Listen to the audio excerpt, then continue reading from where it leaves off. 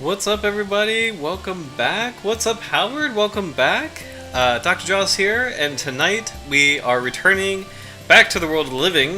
We were doing fossils and fossil sharks last week, and tonight we are going back to living species with the Blackmouth Catshark, Galeus melastomus. Howard, also thank you so much for your artwork. So this is really cool sketch of the Blackmouth Catshark with a black dragonfish. This is really cool highlight on the deep water environment that these species, or this species of shark, lives in. They're part of a very complex food network, or food web, or trophic system down in deep water environments that is actually pretty well studied. So we're going to take a look at that a little bit tonight. So I'm very excited for that. But the dragonfish drawing, both the shark drawing and the dragonfish drawing are really cool. I love the highlight on the deep sea species that is a dragonfish. It's just like, and I especially love the chin barbel, which is a bioluminescent lure to attract other fish species. So it just looks really cool. For the cat shark, love how you captured the oscillated pattern, like the spots on the back. That are really charismatic, or sorry, characteristic of this species. So I'm excited to go into the species more in detail because this is a northeast Atlantic species. So it lives in deep water environments in the Mediterranean, as well as Celtic seas. Kind of hence I have a little bit of a Celtic music vibe going on in the background. What's up, Mingus? Welcome back. Sir Duckless Bane, welcome back. It's good to see you guys. Hope you had a good weekend. But yeah, Howard, this art is really great. Love this sketch. So thank you so much for sending this over. But yeah, for the Americans, it's Labor Day weekend. So hope for American audiences that you had a great 3-day weekend. So the nice thing is I just kind of on my end I kind of took it easy as far as like just kind of straightening things up, cleaning up, just kind of like getting things organized, including the new shark office. I'm very excited about this, so just kind of touching it up a little bit more. Yeah.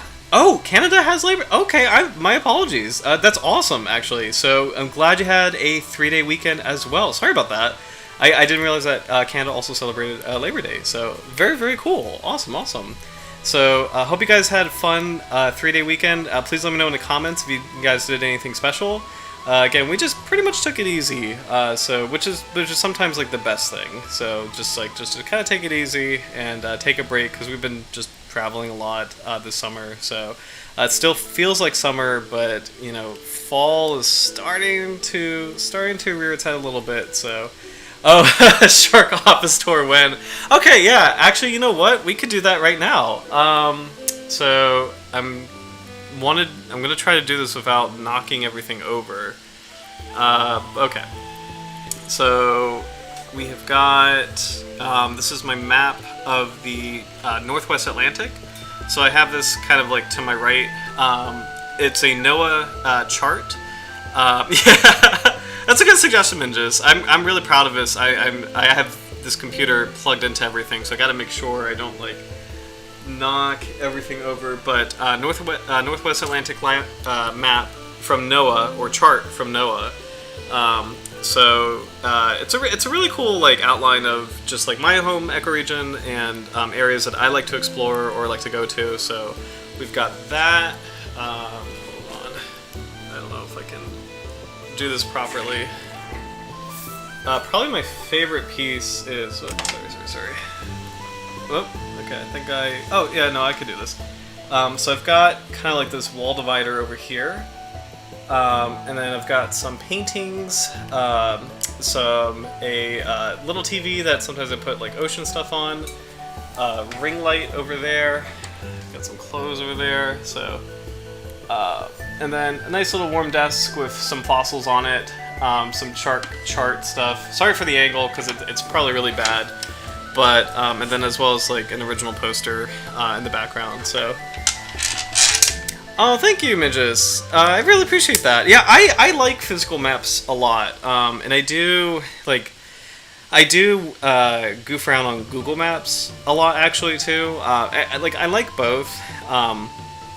Like for me, like the physical maps, I like the feel of them, and I like having I very much like. I don't think I've ever mentioned this on the stream, but I really like analog or physical things. Like just like physical. Oh, thank you guys, thank you, I appreciate that. Thank you for the comment, Howard. Thank you. But I like physical things where like so much of our life is digital, or lives is digitally connected now, and that's like great in a lot of ways. Oh, thank you, Mingus. I appreciate that. That's great in a lot of ways, but I also am kind of cognizant of I don't want to be like completely dependent on digital technology for things that I really, really care about. A great example is I have like a personal marine life album, and I have physical photos in that album as well as like an album on my phone of underwater photos I've taken, and I like having both. Similar with the maps, I really love playing around with Google Maps and really exploring the details and the 3D models of Google Maps. Super, super cool feature. But simultaneously, I really do like having a physical map and like a physical, just something that is not affected by data. It's not possible for it to be like removed or replaced or like shut down, like if the internet goes out or something like that. It's nice having. I really like physical objects as well as like digital technology is incredible and I really love it, but I also really like having physical objects in tandem with that. So. And I also just like love map reading in general, to the point where I will even, whenever I drive, I try not to use GPS, to the chagrin of people around me. Like they like I've gotten turned around a couple times, but I really like using like either just like remembering instructions of how to get somewhere, or just like using a map to get somewhere. It's just like kind of like a funny quirk. My youngest brother makes fun of me a lot for it. He's like, "Oh my God, Zach uses the stars to get where he needs to go, and that's why he gets turned around all the time." So, but anyway, but it's just a little quirk of things that just things I like. I like the physical stuff, like just like tangible objects. I think there's such a cool presence with them. In addition to digital stuff. But anyway. So, for tonight, we've got a lot of footage and literature on this species, so I'm really excited to explore that. So let's take a look at some video on, and actually this is a beautiful shot first, really great diagnostic photo of the Blackmouth Catshark, Galeus melastomus. This one, of course, is by Andy Merck from Elasmodiver. I think it's rebranded as sharksandwaves.com, but used to be known as Elasmodiver. This is probably one of my favorite shark photographers in the world. He is a really exceptional eye. But this species, it's really cool to see compared to other cat shark species. You can see not just in the color pattern, but also in the body shape, a couple of really unique features about this genus. Specifically, look at the anal fin. It is very, very long compared to a lot of other cat shark species. Like, this is actually 2 or 3 times, like the base of this fin is like 2 or 3 times the length of a dorsal fin. The 2 dorsal fins are equal size. The lower caudal fin is pretty broad, like small but broad, but the anal fin is almost as long as the lower caudal fin, which is kind of strange to see, for cat sharks, because we're used to like their fins being more or less kind of the same size along the body. The snout is very long for a cat shark. The eyes are proportionally really, really huge for a cat shark. I mean, a lot of cat sharks are deep water, so they have big eyes in general, so maybe it could be a little bit off in that, but still, relative to body size, the eyes of this species of shark are pretty large. Conversely, very small gill slits here. Beautiful color pattern with these beautiful, and like how we're capturing them really well in the sketch. Like this really good sketch of these like beautiful like spots. And kind of like they almost like work in this there's kind of like almost a honeycomb pattern mid-body, and then like larger spots as you trail down the body. So pretty large pectoral and pelvic fins too. It's interesting to see that the 2 dorsal fins are actually arguably probably like the smallest as far as surface area. So pretty interesting build as far as a shark goes. And even as far as a cat shark goes, this is the Scilurinidae. Let me double check that. I'm pretty sure this is Scilurinidae. the same. It is not. My apologies. This is a different kind of family. This is Pentanchidae. So I thought this was related to like the chain cat shark, like Scaleorhinus radifer, but this is actually its own family, Pentanchidae, and this may have been recently separated. So I'm excited to learn more about this species. So starting with, this is kind of a cool video. It's unusual to see videos like this, but this is a surface capture. YouTuber is Feisker STVG, but cool surface capture of a Blackmouth Catshark swimming really close to the surface, seemingly healthy. I don't see any imminent issues with this particular individual, and kind of exploring this like little ledge of algae. So could be hunting. You know, again, seems very healthy as far as the way it is cruising. You can see in this video actually really broad pectoral fins. Those are relative to the body size actually pretty big, and it's interesting to see that that's the largest fin.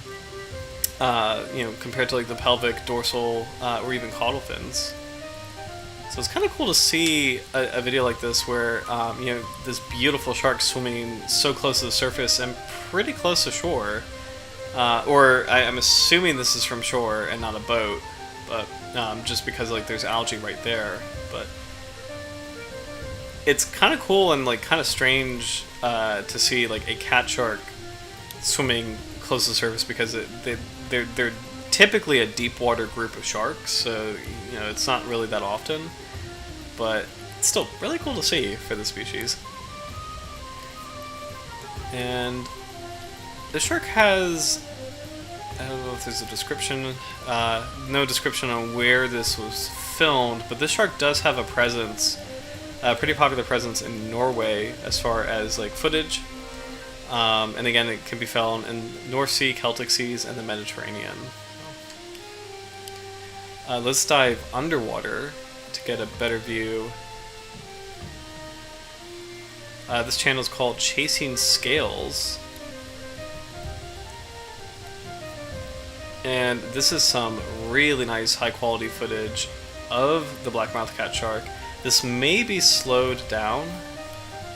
And I'll go ahead and expand this. So, oh, interesting. Sorry, I'm just seeing these comments. Hold on, let me. Oh wow, I missed a lot of that. Hold on. Oh, Howard, yes, I definitely agree. I love collecting fossils as well. For the tactile enjoyment, just like those physical objects. Love that comment. Minjus, I love that comment. I can't believe you've been studying sharks that much that you're starting to gain the electric fields. Oh my gosh, that's really funny. We're going to go back to that clip in a second. I just want to catch up on the comments. Really distinctive pattern.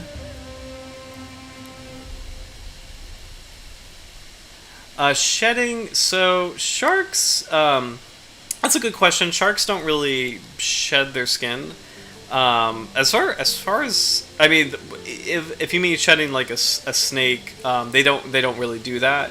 If you mean shedding like shedding the dermal denticles, I actually don't know. That's actually a really good question, because the scales are dermal denticles, and they're actually made of the same material as the teeth. And the teeth are like so easily shed that I don't really know what the replacement on dermal denticles is. I can't imagine it's a lot, because there's no ecological function for that. Because like with the teeth, the constant shedding helps the shark maintain a conveyor belt of, or like maintain a constant supply of fresh new teeth, so it can continue to hunt effectively. As far as the dermal denticles go, I don't know if the dermal denticles need to be shed as much, because they're not being used as much as far as like biting down on something, having like prey damage caused by prey items. So, oh, Howard, interesting comment. Only females come to the surface. Interesting. That would be interesting if that's related to... So sometimes, we talked about this a couple weeks ago, but sexual segregation. So males, females, juveniles. of different kinds of sharks.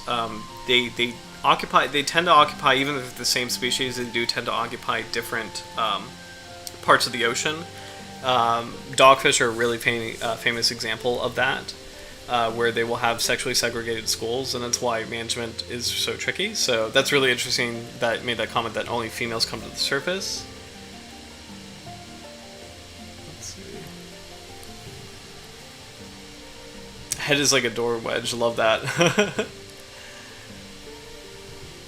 Yes, and midges. That's a really good comment about dermal shedding. We have to put a pin in that because it's like let's keep an eye out for if we see it in any research, because that's a really good question. Because I feel like as far as physiology, it should be able to happen. That would make sense. But as far as ecology, I can't imagine like a need for the shark to do it often. So, but that's. Definitely want to watch out for that, because it's a really cool observation or cool hypothesis as far as, do sharks have a need to shed their dermal denticles? So let's go back to this. This is kind of like a slow-mo video from the Chasing Scales, but I really like the quality of seeing this shark in life. And he does have a very flat head. Broad pectoral fins, very long pelvic fins, and again that really long anal fin, it's so strange to see. And I wonder if that's a defining feature of this family, Pentanchidae. But beautiful shot of the shark swimming mid-water. So close surface. This is, of course, our famous piked dogfish, also known as the spiny dogfish. So one of the earlier streams we've covered this species. A complete different group. This is squaliforms. So this is actually, these dogfish are really cool because, like cat sharks, most dogfish spend their lives in deep water, but this species is one of the few dogfish that actually will spend its time in shallow water as well. So it's a really good shot of the species. It's one of my personal favorites. I think partly because it's kind of like my wintertime buddy. Like these sharks do come into the bay during winter, so it's fun to kind of know that they're here during the colder months. It used to be very, very populous in New England. Still probably really strong in New England. This is a shot of the cat shark again. It's kind of cool to see a cat shark and dogfish, but this is a shot back to the cat shark. You can tell the difference immediately by the color pattern, where the cat shark has like the large brown spots and the dogfish has the small white spots. But the other big thing is the cat shark has that enormous anal fin, whereas the dogfish has no anal fin. And the dogfish also has spines in front of its dorsal fins, whereas the cat shark does not. So these are really, really good shots. And I think, whoop, sorry, sir. But I think they're slowed down, but they're really, really good. So, a huge shark nursery found in Irish waters. I'm very curious to see what this is about.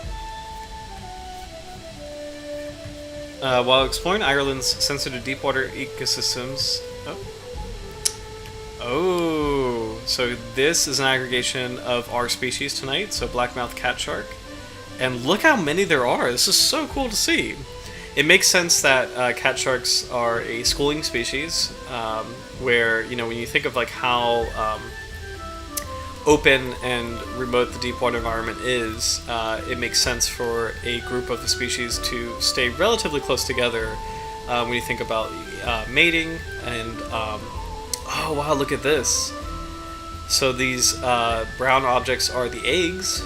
There's so many of them. That is really, really cool to see. Coral skeletons form a complex habitat on which the sharks deposit their eggs. So it's really cool to see deep water corals in action as far as being habitat for shark eggs. Deepwater corals were only relatively recently discovered, and they don't photosynthesize, but they're still a coral, like a type of coral species. And it's really cool to see that they like their shallow water cousins, they do build reefs in these deep water environments. So The eggs are really pretty. They look quite a lot like the chain catshark eggs, where it's kind of like a slender, simple shape. It's not corkscrew shaped or twisted like other shark species, horn sharks or Port Jackson sharks having the famous corkscrew shape. It's awesome to see other deep water animals kind of exploring the environment. Sad to see a dead shark, but this is a good example of just the recycling of the natural world, where nothing is wasted, no food is wasted. So kind of creepy to see, but this is a rough shark, so sailfin rough shark, Oxynotus paradoxus. Really cool to see it hovering through this area. These sharks have that characteristic pyramidal body. It's completely unique to this family, Oxynotidae. And this is a kind of dogfish, so it's kind of fun to see this dogfish amongst cat sharks. And I really love, I think dogfish and cat sharks have good, as a collective, those are good English common names. Cat sharks are very long, slender, slinky, kind of like to sleep a lot, so it kind of is a little bit reminiscent of a cat. And then also I think the name really comes from the eyes, like the pupils can be slit-like, depending on the species and the circumstance. Whereas dogfish, I think they get their name from schooling in these really big schools, so kind of forming like aggressive packs. So I feel like cat shark, now that I say it out loud, I feel like cat shark probably is more accurate of an English name than dogfish, but it's still kind of cool to see like a different kind of like to see like a different vibe in these two very, very separate groups of sharks. So we'll take another look. It's kind of cool to see this footage from the Ireland Marine Institute.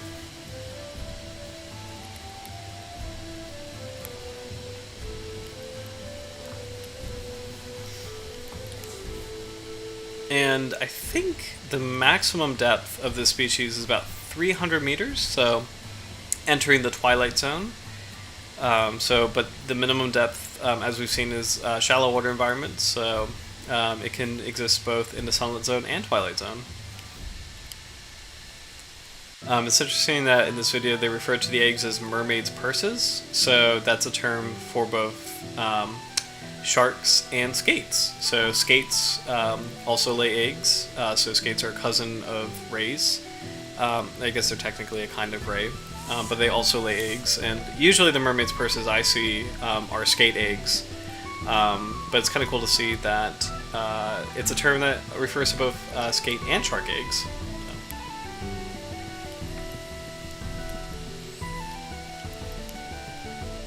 It's fun to see exploring the seabed. You see a lot of dead urchins, crabs, this cool little scorpion fish looking thing. I'm not exactly sure what kind of fish that is. I see some shrimps, potential I can't tell if those are tube worms or corals. Of course, you've got this beautiful octopus.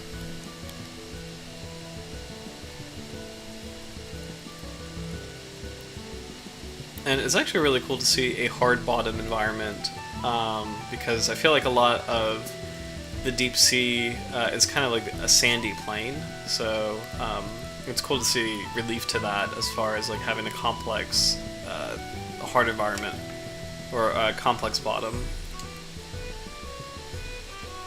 You can also clearly see marine snow in this environment. So this is like detritus or other things falling from the surface that may be food for other animals or nutrients. And again, the sailfin rough shark.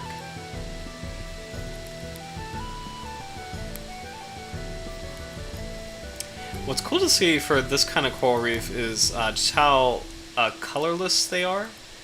Or I guess little slight orange, but it's kind of interesting to see that away from the light, this particular coral system is a little bleached looking, or a little pale looking. So, yeah, lots of these sharks here. and all cruising about very comfortably with each other. So it's a really cool aggregation. Not really hunting, just kind of more potentially. You can kind of see some interactions between individuals, but honestly, really, really cool.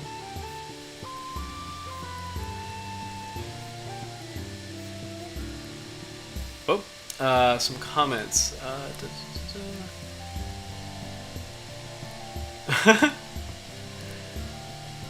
Oh, Sir Douglas, yes. Why don't sharks feel slimy like other fish I know? Have mucous membranes, but sharks don't feel the same.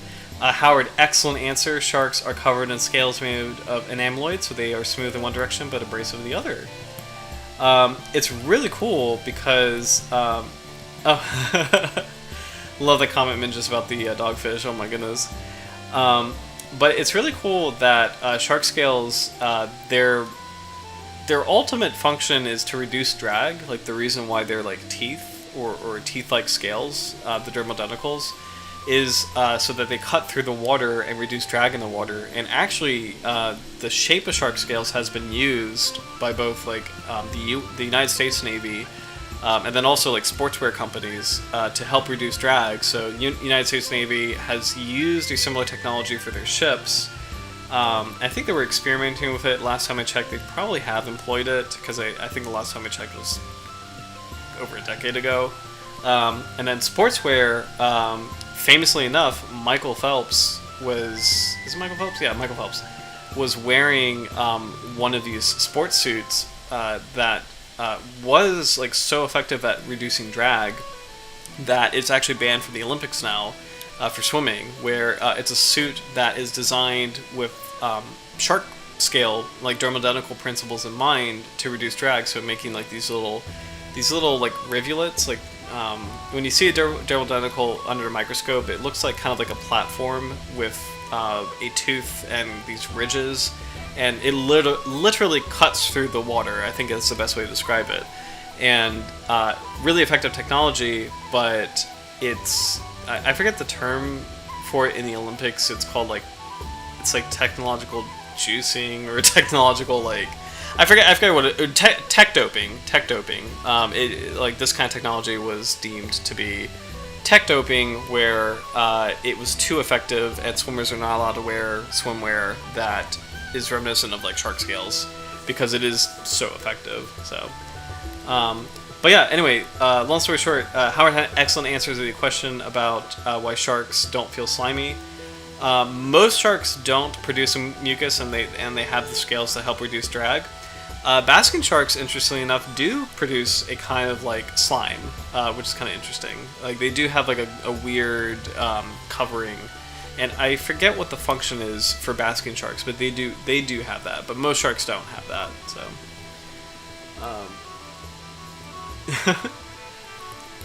I've heard sharks really like to eat sea urchins. Interesting. I think it depends on the species. Like, oh, thank you, Minjas. I think it depends on the species because the spines could probably deter a lot of species, but when you think of something like a Port Jackson shark with like those big crushing teeth, they could totally love sea urchins. So, yes, Howard, for the win. I'm going to start this comment. This is awesome. They used to make shagreen, a kind of sandpaper from shark skin. Yes. So that's actually that's like a deep cut. That's really cool. That's I think shagreen was really popular in the early 20th century, and then it started to yield to synthetic materials, which is good. You know, it's less sharks being killed, which is good. But yeah, it was effective as sandpaper. So awesome. Basket sharks are slimy for some reason. Yeah. Yeah, I forget if it was this. I forget the slime theory for basket sharks was like it's a way to deter parasites or like lampreys. I forget why they have that slime. So I'll have to look that up more. But they have the dermodenticles themselves, but they also have like they exude slime. So let's see. Blackmouth Catshark. This is from Marine Institute IRL. Let's see. I think there was a shot in this that I really liked. Uh, large blackmouth catsharks using your ROV. Oh, there we go. Oh, this is actually probably a shot from the same habitat, because you can see it is actually the exact same seabed, littered with these egg cases. So it's actually beautiful shots of the species, but it's actually the same environment. So we'll keep moving. Video by Martin S, and I'm just liking and subscribing to each one. Blackmouth Catshark juvenile, 300 meters depth, Fjord in Norway.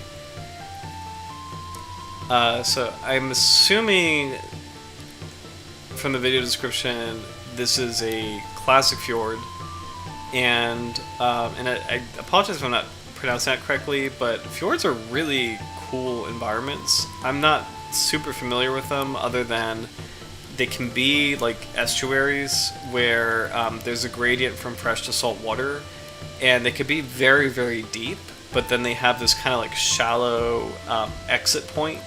So it's kind of like a giant bathtub, if you will. It's kind of like an overflowing giant bathtub. It's kind of probably like an extremely simplistic analogy for a fjord, but it's really cool. Like geologically, it's a really cool thing.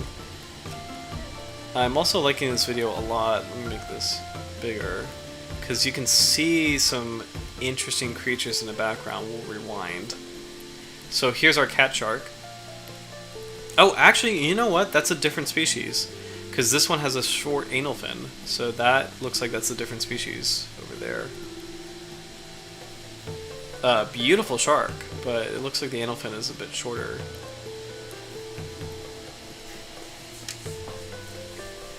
You have a very visible current with marine snow.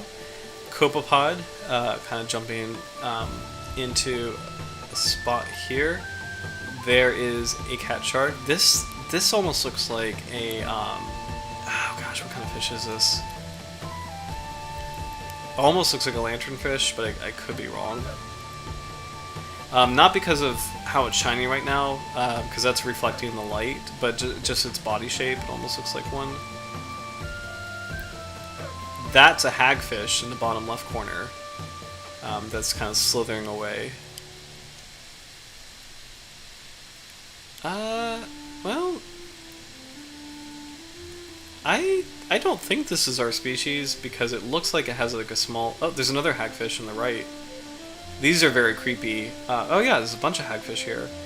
These are pretty creepy, but taxonomically really cool, or sorry, evolutionarily very cool fish, where they are one of the few remaining jawless fishes.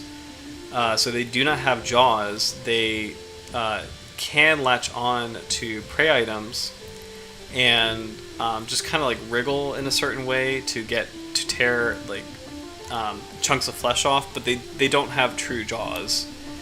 And they actually can, speaking of slime, hagfish are very famous for kind of creating a knot out of themselves and using their slime mucus to kind of move that knot forward along their body to dislodge themselves from the prey items. So it's kind of a way to tear flesh off. And they're very, very slimy, actually. Infamously slimy, but kind of a cool environment where, you know, clearly, you know, it looks like this kind of barren seascape, but there's actually a lot of activity here. I really like this time lapse too, but you clearly have a lot of different kinds of fish, lots of copepods, lots of hagfish, and some sharks. And almost all of the major groups of fish are represented here. So you have the cartilaginous fish, the bony fish, and then the jawless fish. So hagfish, these bony fish, which might be lanternfish, it's hard to tell, and then the shark. There's a fourth group of fish, the lobe fin fish. So these are like coelacanths. So really those are, I guess technically there's like four major groups of fish. You have the jawless fish, which are like the hagfish and lampreys, the chondrichthyans, like the cartilaginous fish, like sharks and rays, bony fish, which is almost everything else, and then the lobe-finned fish, which are fish that have fins that work almost like they work almost like the beginning of hands a little bit. It's kind of hard to describe, but these are like coelacanths. I think lungfish are lobefin fish, but they're on a evolutionary tree closer to amphibians than the other kinds of fish. So here's another deepwater camera. Ah, beautiful shot of, this is definitely our species because I could see the long anal fin on it, but beautiful shot of the Blackmouth Catshark with a reflective green eye. And then a bunch of hagfish down here. So creepy environment, but kind of cool to see. One more time. So all these like, you know, noodly looking things, these are all hagfish. Very active in this area and probably responding to, I'm assuming this is baited. And then you have this beautiful cat shark coming out of the shadows with like this reflective green eye. So really cool to see.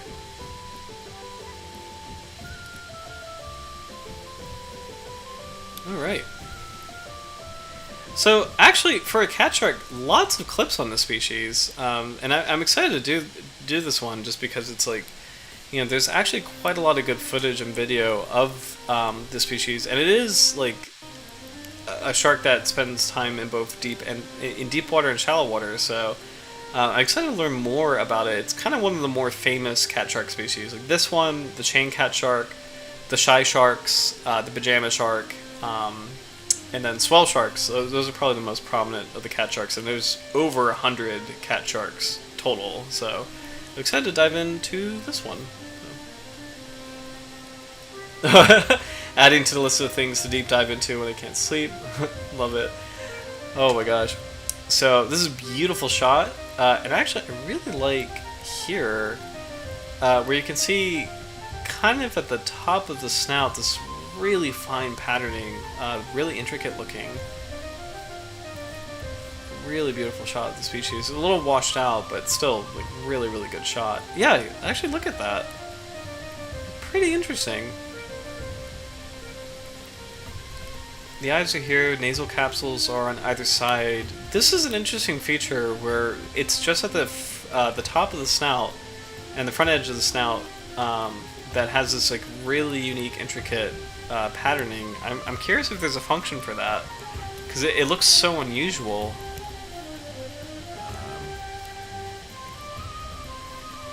I think these are, yeah, we don't need to see deceased individuals, but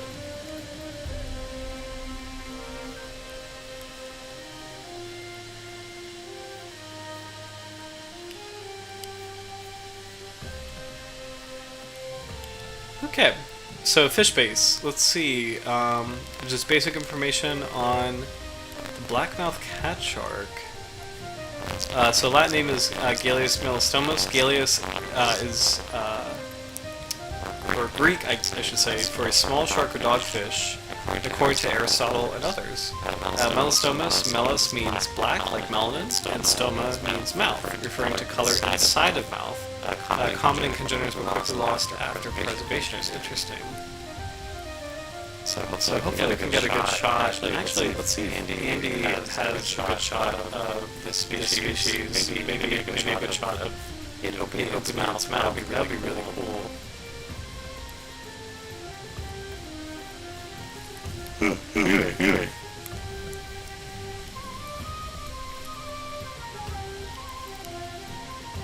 Great shot of, again, that feature at the top of its head.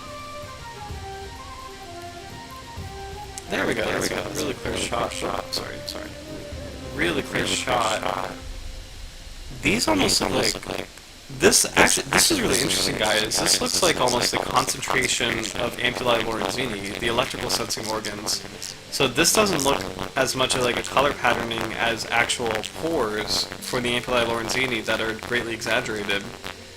And if that is true, then that is pretty wild for a shark.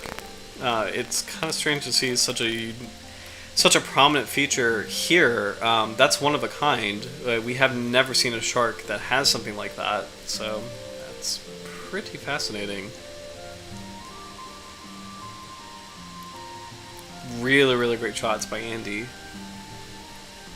I also love kind of subtleties here where you have like these, the bottom of the caudal and anal fin are dipped in almost black. So that's a really cool color pattern, or a really cool additional feature of the shark's color pattern. Really great side view. The mouth completely flush with the body. And that's actually really cool to see, because you think of other shark species like white sharks or bull sharks, where the mouth, you can clearly see it like underslung, right? Sand tigers being like a famous example. You can clearly see that like the mouth of the lower jaw underslung, right? But for cat sharks like this one, it's cool to see that the mouth is flush with the body. Smoothhounds have a similar kind of look to them as well, where the mouth or the lower jaw seems to fit seamlessly into the upper kind of the chondrocranium, like the upper like the head. So pretty cool. Beautiful individual here. And really cool to see a diver being able to approach this cat shark. So, whoop. Oh, I keep doing this. There we go. I wanted to see kind of what diving gear they had, but very shy, not shy, sorry, very calm, just kind of chilling on the seabed as the diver is taking a photo. That's really cool.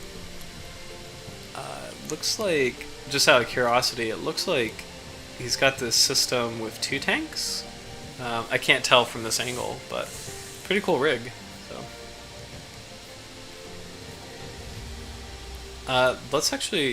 we'll read kind of the general profile. So this is formerly Elasmo Diver, the Sharks and Rays website, really good website. Blackmouth Catshark, Galeus melastomus. Let's see.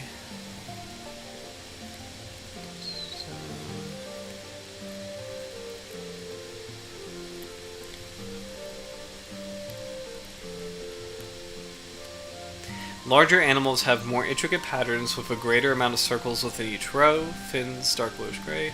So it's kind of cool to see that the color pattern changes with age. This is one of the largest saw-tailed cat sharks, maximum length 90 centimeters. Record is questionable since other researchers list vastly smaller maximum sizes of 62 to 67 centimeters. Least concern, although the Blackmouth Catshark is taken as bycatch by demersal trawls and longlines throughout large areas of its geographic range, is generally discarded. It's one of the most abundant shark species in Europe. West African populations are more concerned due to largely unregulated fishing, but overall the population seems to be stable. It's good to see such a beautiful shark, still abundant, still doing well. It's really cool to see this.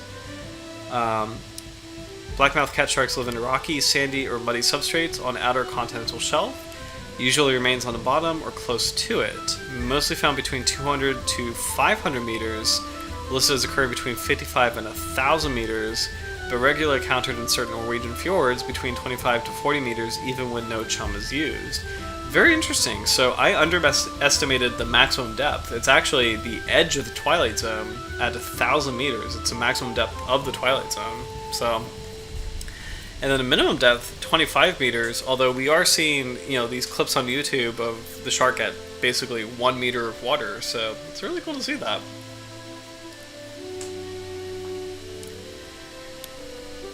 Blackmouth Catshark lays up to 13 eggs.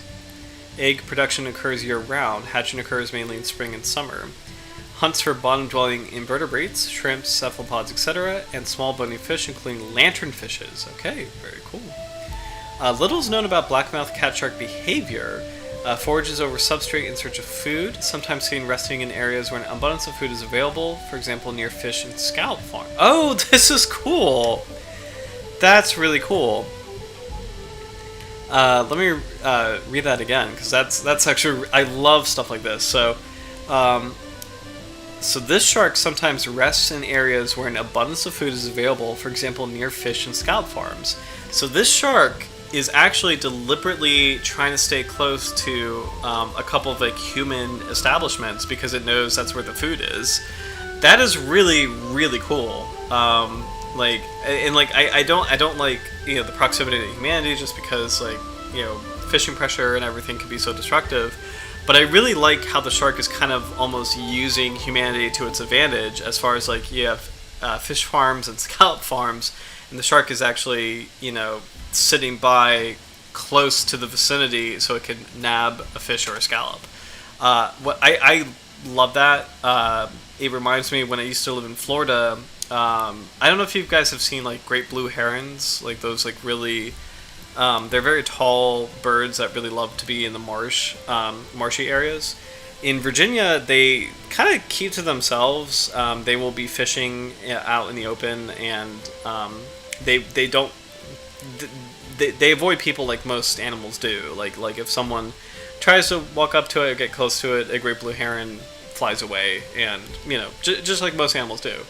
When I used to live in Florida, a couple herons figured out that there's a lot of humans who do surf casting, and that they'll catch something, and the herons have figured out that if they just stand next to the humans, maybe they'll get a reward, maybe they'll get a fish.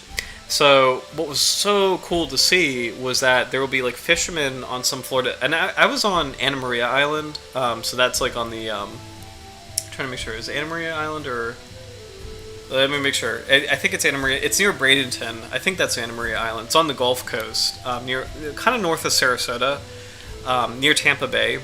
But I think actually that's right at the entrance of Tampa Bay. But anyway, it was really cool to see that there were like fishermen who were doing their surf casting, and then herons standing right next to them. It's the same species, like great blue heron.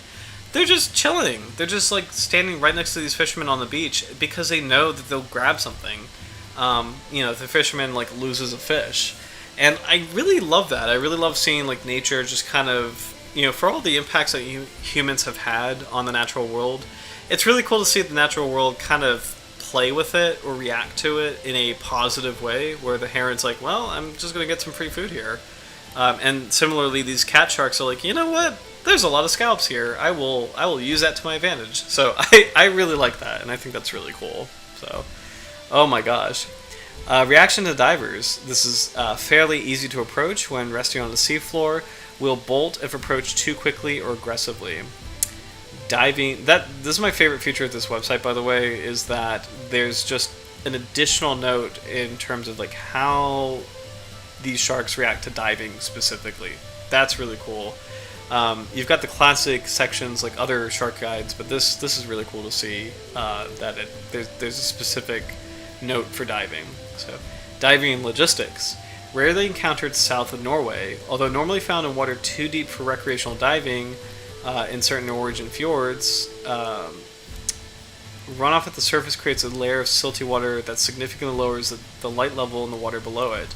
In these areas, blackmouth catsharks and other deepwater species, such as velvet-bellied lantern sharks, are found much closer to the surface than elsewhere. Blackmouth catsharks can be seen when exploring certain reefs within these fjords, but they are even easier to see and approach when bait is introduced. Oh man, so cool! Love this website. So good on you, Andy, for this really cool collection of notes for Sharks and Rays. Sharksandраys.com. Really great website. Catching up on the comments. Hey, Quackers, welcome back. Sorry, I just... Oh, Mondre Mondo, welcome back as well. Sorry, guys, I just saw your comments. Oh my gosh. I may not... it's really cool to see everybody's here. I may not be able to get to everybody, but let's see. Yeah, Minja's made a really interesting comment, almost like that suction-y bit on the fish that sticks their heads to things.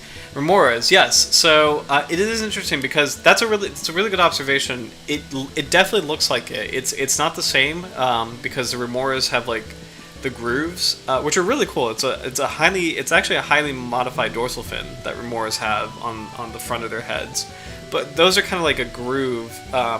Or a series of grooves that create like this. I think how it works is that they create this like imbalance of pressure that creates a suction action, and then we can see that with this cat shark, the patterning it has, they do look like pores or circles. So it's either color or it actually is the Ampullae lawrenceni.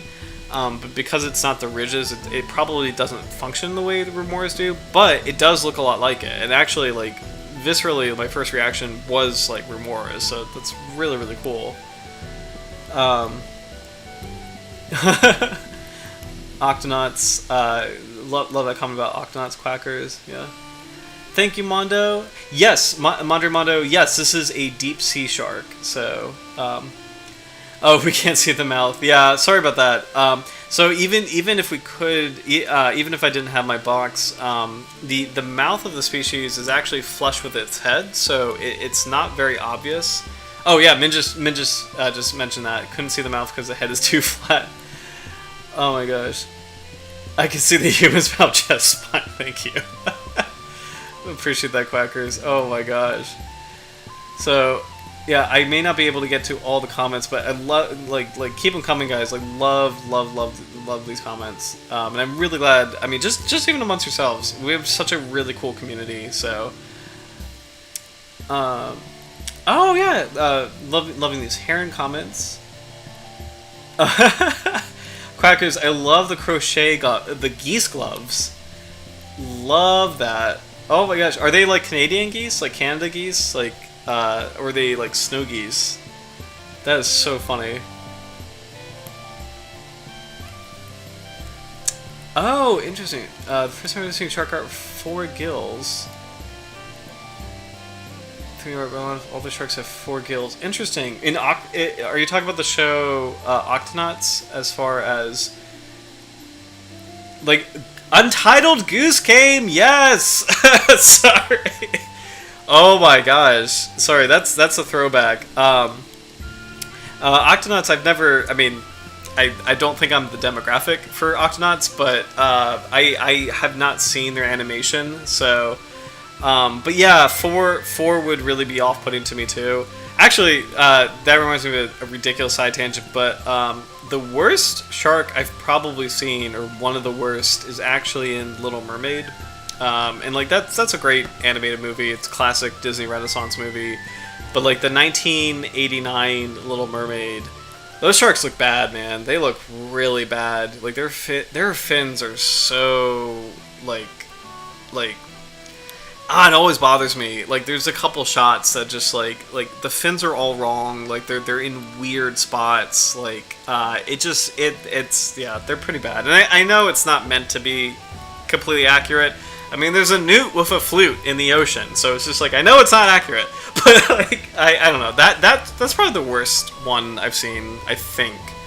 And conversely, the Finding Nemo sharks are really good. Like the 2003 Finding Nemo sharks, like the hammerhead's a little weird because they have to contort his head shape, but the great white is fantastic. The mako shark's really good. Actually, the hammerhead's really messed up. Actually, now that I remember it, because like the mouth is really nowhere near the cephalofoil. So the Finding Nemo hammerhead is actually really bad. Now that I remember it, never mind. But the mackerel sharks, like the white shark and the mako shark, are excellent. They're really really good. So, but yeah, Untitled Goose Game. That was one of the many games that got me through the time that the world was shut down. Like that Untitled Goose Game and causing chaos in that game, like it was just classic. So. Yes, Minjus, I mean, I never thought about how hard watching anime sharks would be. For shark people, it's probably like making paleontologists look at Jurassic Park designs. Yes. So, what's kind of funny is Prehistoric Planet, I think they're making Prehistoric Planet 2. They had another one, I guess the other one was 2022. And it's funny, I just saw a clip about like the Carnotaurus, where in Prehistoric Planet, it's much more accurate, but it looks so silly and it looks more like a bird. But as far as like it's a whole thing. I highly recommend watching it. No spoilers for what happens, but it's kind of cool because it's a lot more accurate. But I feel like dinosaur depictions are probably. I feel like sharks and dinosaurs probably rival each other for the most frustrating depictions and misinterpretations. Dinosaurs probably get it worse, if I'm being honest, because at least sharks we have living examples where we can kind of refute all the goofiness. But with dinosaurs,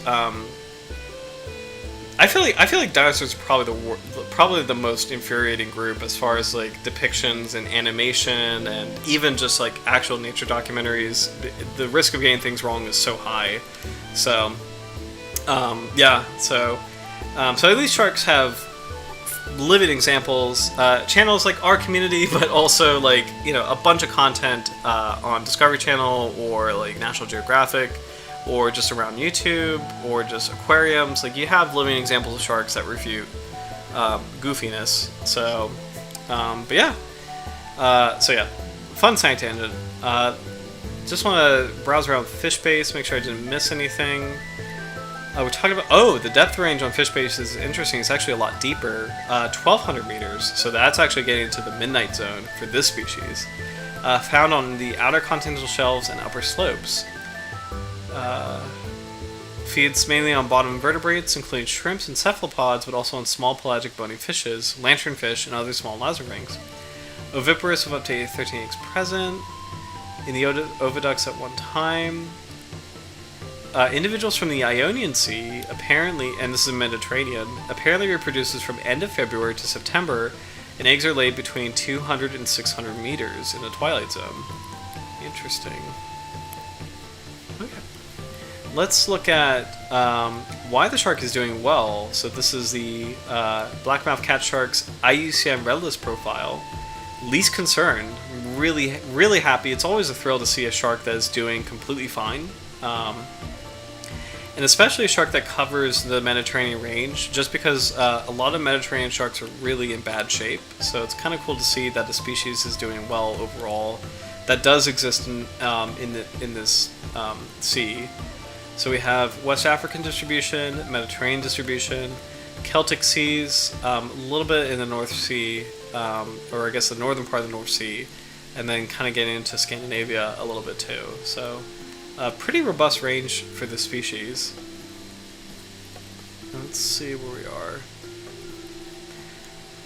So Blackmouth Catshark is a small catshark found in eastern Atlantic, the Mediterranean Sea. It's reported as incidental catch in both outer shelf and deepwater demersal trawl, longline, and trap fisheries across its geographical and bathymetric ranges, but as refuge from some deepwater fishing in some areas. It's now one of the most abundant elazabranchs, so that's really cool. So it's not just sharks, this is sharks, skates, and rays. It's now one of the most abundant elazabranchs across its range in the northeast Atlantic and Mediterranean Sea.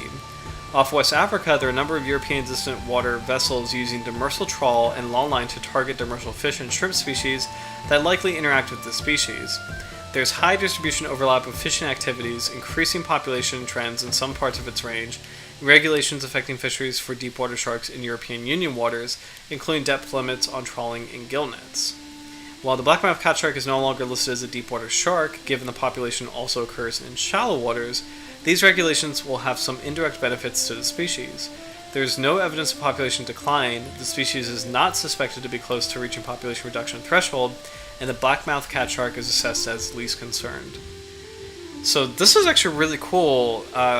It's not often you get to see the word abundant as far as shark species go, but it's this species, I would say sharp-nosed sharks, like the Atlantic sharp-nosed shark. And it used to be dogfish, like the pike dogfish used to be regarded as abundant, and now it's not really that anymore. Maybe some parts of the world still is, but overall, Squalus acanthius, the pike dogfish or spiny dogfish, it's undergone so much population reduction. A huge part of its population has been fished. So it used to be abundant, but I wouldn't say it's abundant anymore.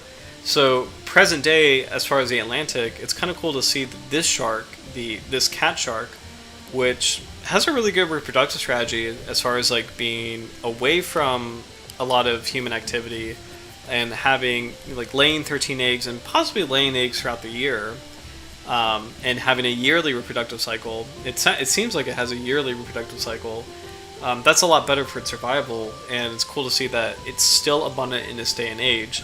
And similarly, sharp-nosed sharks, Rhizopriodon terranovi, the Atlantic sharp-nosed shark, they reproduce every year, which is kind of quick for a shark, and so that's also an abundant species on the western side of the Atlantic. So, but yeah, it's really cool. It's really, really great to see a least concerned shark. Sharkreferences.com. Let's see if there's any. Oh, it's a great diagnostic photo here. Let's see if there's. We'll see if there's any notes.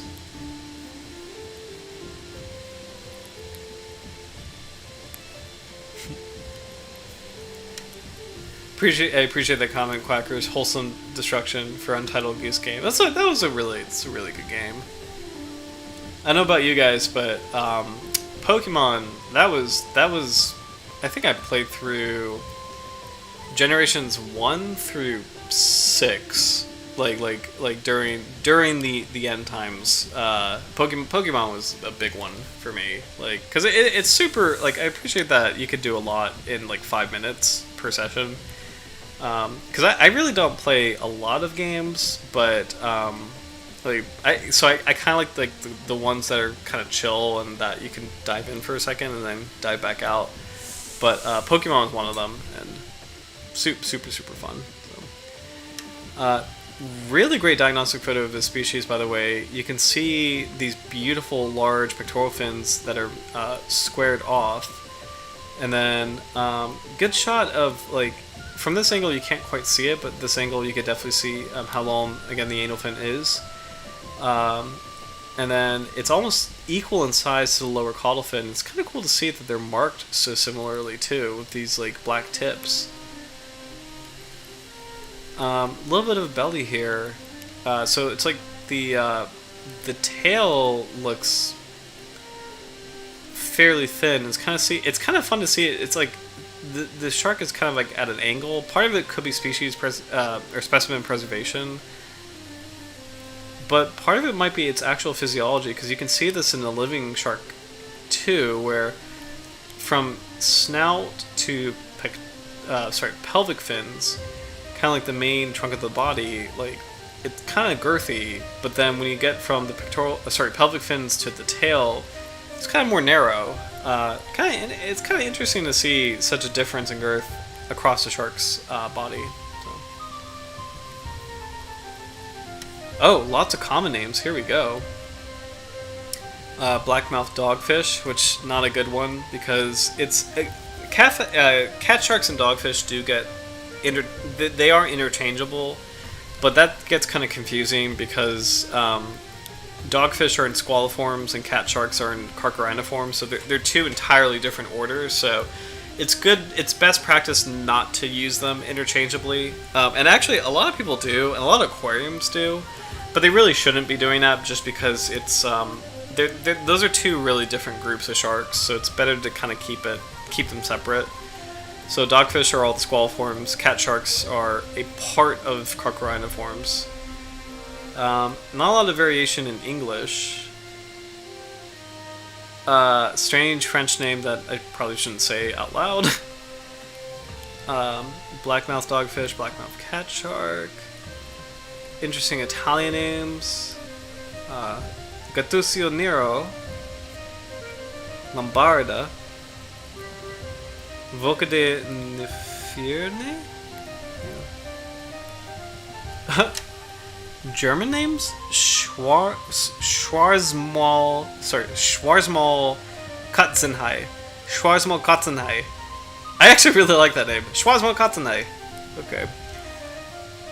Okay, I really like the German names for the species. Fleckhai, Katzenhai, Schwarzmundiger.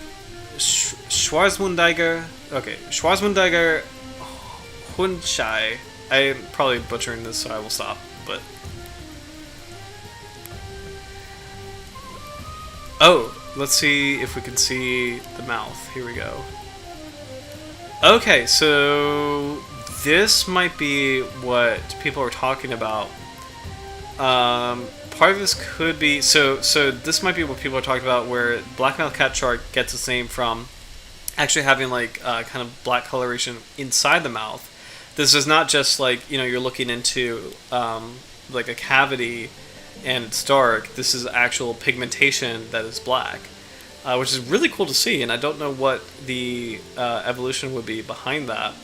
It said that once the shark is caught, this feature fades pretty quickly. This is definitely a caught individual, but you can see that the eyes are still really bright.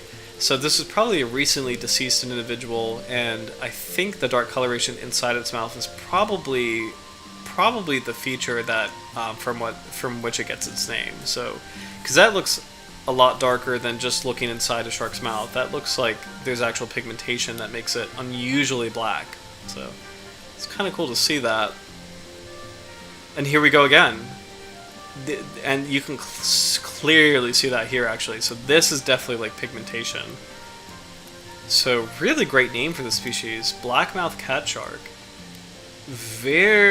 I love seeing like English names that make perfect sense. Too many sharks' names can be in English can be kind of weird and not really descriptive, but this is perfect for this species because this is such an unusual feature.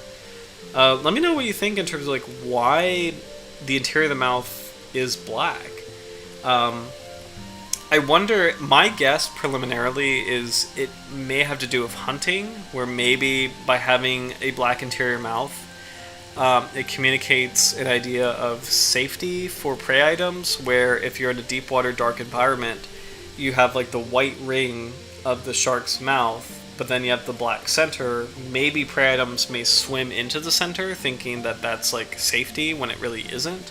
That's my guess in terms of why the interior of the mouth is black, but it could be totally wrong. So please let me know if you guys have any guesses in terms of why the Blackmouth Catshark has this very unique feature. This is really interesting looking. So it's a really great shot. Oh, I keep doing this. Oh, actually, here we go. This is really... I do want to see this. These definitely look like pores of the Ampullae lorenzini. They don't like pigmentation. This looks like pores. So another unusual feature. Why does the shark have such large pores on the top of its head? Very curious shark. You know, as common as it is, and as much footage as it has. You know, there's actually a lot of questions about the species with very unique features. You know, why does it have the black interior mouth? Why does it have such large ampullae lorenzini at the top of its head? I feel like the answer to both has to relate to hunting, but in what way, I'm not really sure. So, very large pores on the underside of its snout as well. Not as densely concentrated as the head, but still, or as the top of the head, but still. Also, very large nasal cavities. So this shark, you know, even though it's like small and, you know, abundant, seemingly common, this must be a really good hunter as far as like, you know, just these exaggerated features like the huge eyes, the huge snout.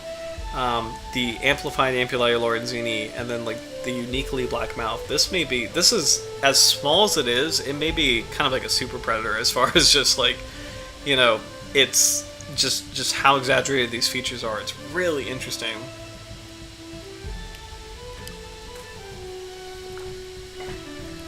All right, let's go to Shark Trust.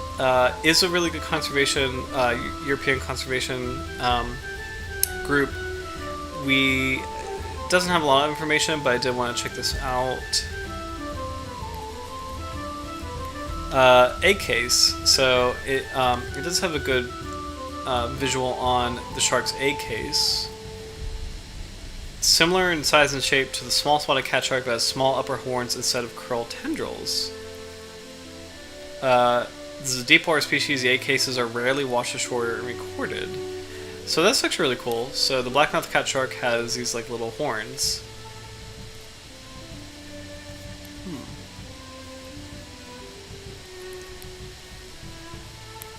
Oh, really cool. Beautiful shot right here of what seems to be a younger individual.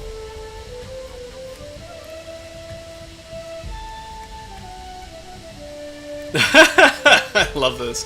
20 different Italians discovered the shark and said, "Yeah, we'll call it this." Oh, Minja's really cool guess. My first thought is that it's maybe made from the pigment of the urchins that they maybe eat. That's a really, really good guess. Because urchins are usually blackish, and there's that clip where there's a bunch of dead urchins. Yeah. Very cool. That's a really good guess. It did mention cephalopods too, and squid would be included in that, and squid have like the black ink as well, so... but I feel like urchins make up a larger part of the diet, so that's a really excellent guess. Very, very beautiful, smaller individual. This one is landed. This one looks a bit larger. The eyes are really pretty. There we go. It's kind of cool to see there's a reflection, but then there's like this little slit right here. It's sad to see a landed shark, but that was just a really cool shot. Okay. I do want to see the gallery just to see if there's any unique photos, especially of the Blackmouth. Okay. And I think we can just kind of scroll through, so I might do that. Very cool to see shots of the shark at the surface. Recently landed individual. You can kind of see the black pigmentation, but not too well.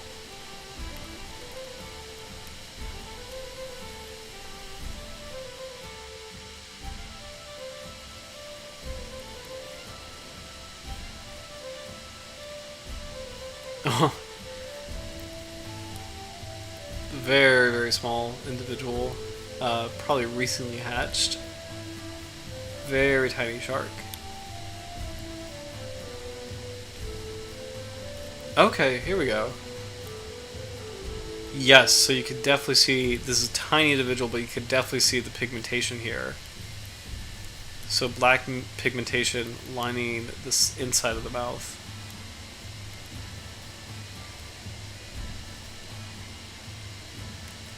And here we go. Perfect shot. Perfect shot. So this is a living individual, but you can clearly see that the inside of the mouth is pigmented black. So that is an excellent shot of that. Wow. What a unique feature. Yeah, because like, you know, this is the inside of the, this corner of the mouth is the inside, and this is, you know, clearly like, you know, pale. So yeah, but like right here, and actually right here, like, you know, this is actually catching the light on the lower jaw, but it's definitely pigmented black. So very aptly named for the species. Beautiful eyes. Look at the eyes too. Just this great aquamarine color, huge pupils. God, really pretty shark. Like gorgeous, gorgeous eyes. And I feel like all sharks have beautiful eyes, but I mean, you can so evidently see this here. Absolutely gorgeous.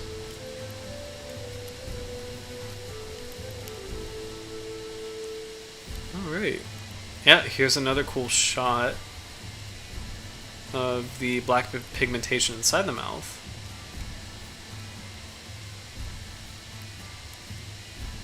Yep. Very cool. So, yeah, it's going to be... The big question is why? So why does it have this? I think we could dive into the research. I just want to make sure I didn't miss anything.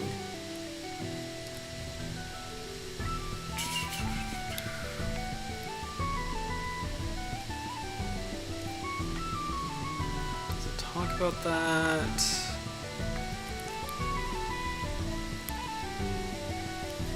Talk about that either. Ice and Redless. Let's see if I don't want to miss if they have any notes on ecology. Habitat and ecology.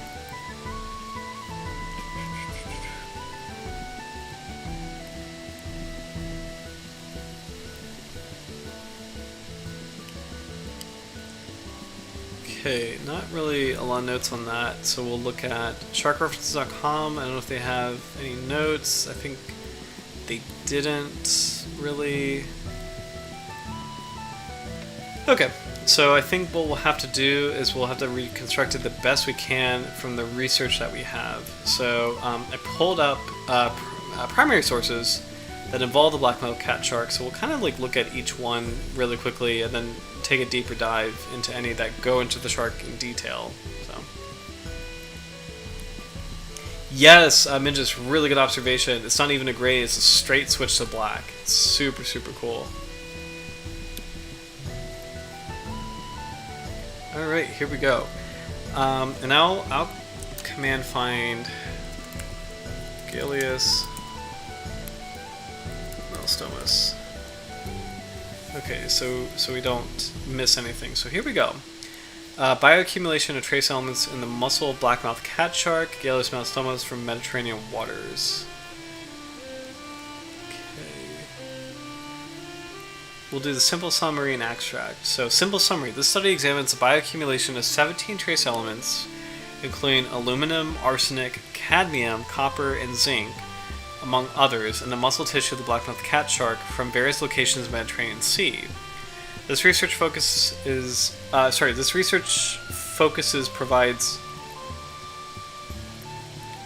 Okay, no, sorry. This research focus provides insight into the distribution and accumulation patterns of these elements in the Blackmouth Catshark, and sheds light on the potential risk posed by chemical contamination in the Mediterranean Sea. The study underscores the significance of investigating the impacts of pollutions on marine organisms, particularly sharks, to develop effective conservation and management strategies. The data contribute to our understanding of trace element bioaccumulation in elasmobranch species, thus highlighting the importance of protecting these key ecological players in marine ecosystems.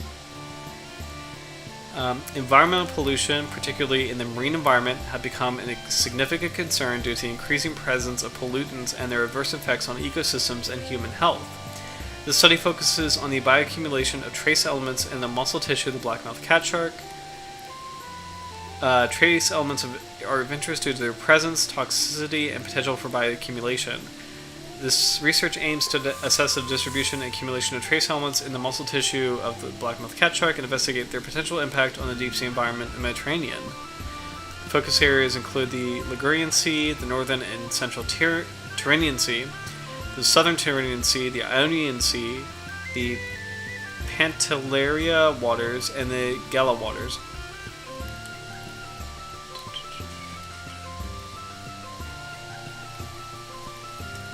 Trace elements found were aluminum, arsenic, cadmium, cobalt, copper, manganese, molybdenum, nickel, zinc, selenium, strontium, lead, chromium, iron, barium, bismuth, and uranium. Findings contribute to a better understanding of trace element bioaccumulation patterns in elasmobranch species, specifically the Blackmouth Catshark, and highlight the potential risk associated with the chemical contamination of the Mediterranean Sea. This research emphasizes the importance of studying the impacts of pollutants on marine organisms, particularly those occupying key ecological roles like sharks, to support effective conservation and management strategies. Right, so we'll just kind of skim through to see if we have anything on this species in general. In particular, elasmobranchs in the Mediterranean Sea have mostly been considered low economic bycatches and even a nuisance in the past, and thus massively discarded, as in the case of the Blackmouth Catshark in the south of Sicily. This small-sized shark lives in deep waters from 150 to more than 2,000 meters. Wow, this is really pushing. We're continually extending the shark's depth range, even though it could be occasionally, especially juveniles, found over the inner shelf. The Blackmouth Catshark feeds mainly on shelf-living species and Natantian and Reptantian crustaceans, as well as with teleos and occasionally galley leftovers and even birds. Wow. Given the important role of elasmobranchs in the marine ecosystem, equilibrium, and the paucity of data, the aim of this paper is to fill a knowledge gap by investigating and comparing the accumulation of trace elements, pollutants in the muscle of the Blackmouth Catshark from the 7 areas. Let's see.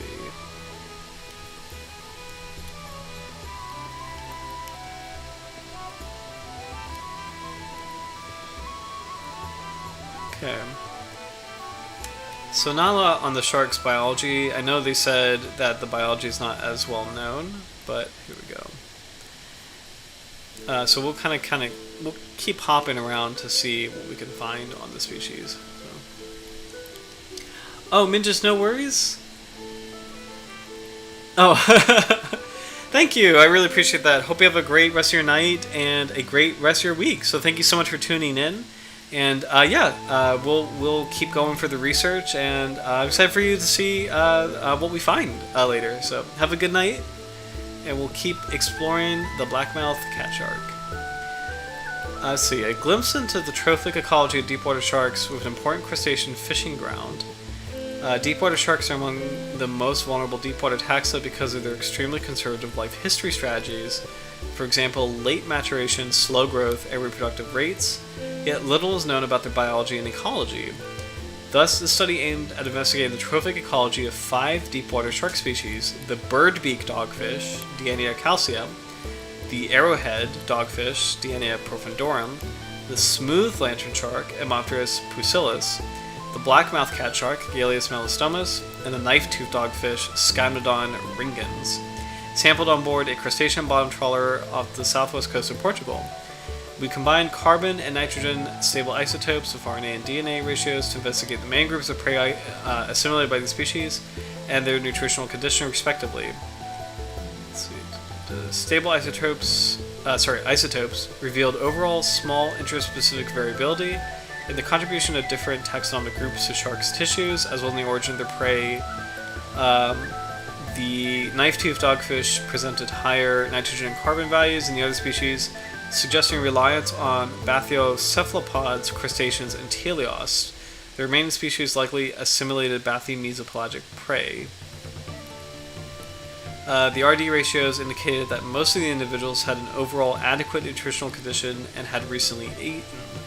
This information, combined with the fact that stable isotopes indicate that sharks assimilate prey from the local or nearby food webs, including commercially important shrimps, suggested a potential overlap between this fishing area and their foraging grounds, which requires further attention. Okay, really cool study. Let's see if we get more information on our shark specifically.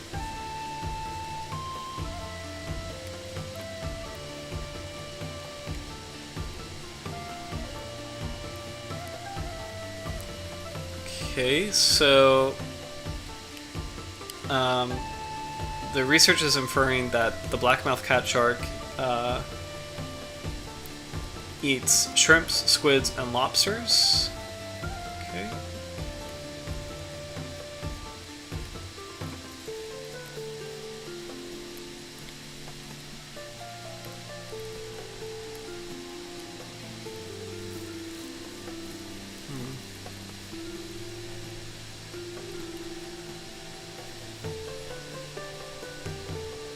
Interesting. If I'm reading that correctly, so here they're using acronyms for, relative contribution to each prey group based on stable isotope mixing. So if I'm reading that correctly, what's kind of cool is that so GAL indicates Galeus melastomus, so the blackmouth catshark. It seems like there's a greater proportion of squid in its diet. And then there's shrimp and lobster, but squid makes up a greater proportion of the diet. And we were talking about like the black mouth, and squid have like the black ink. I just wonder if there's a connection there. So.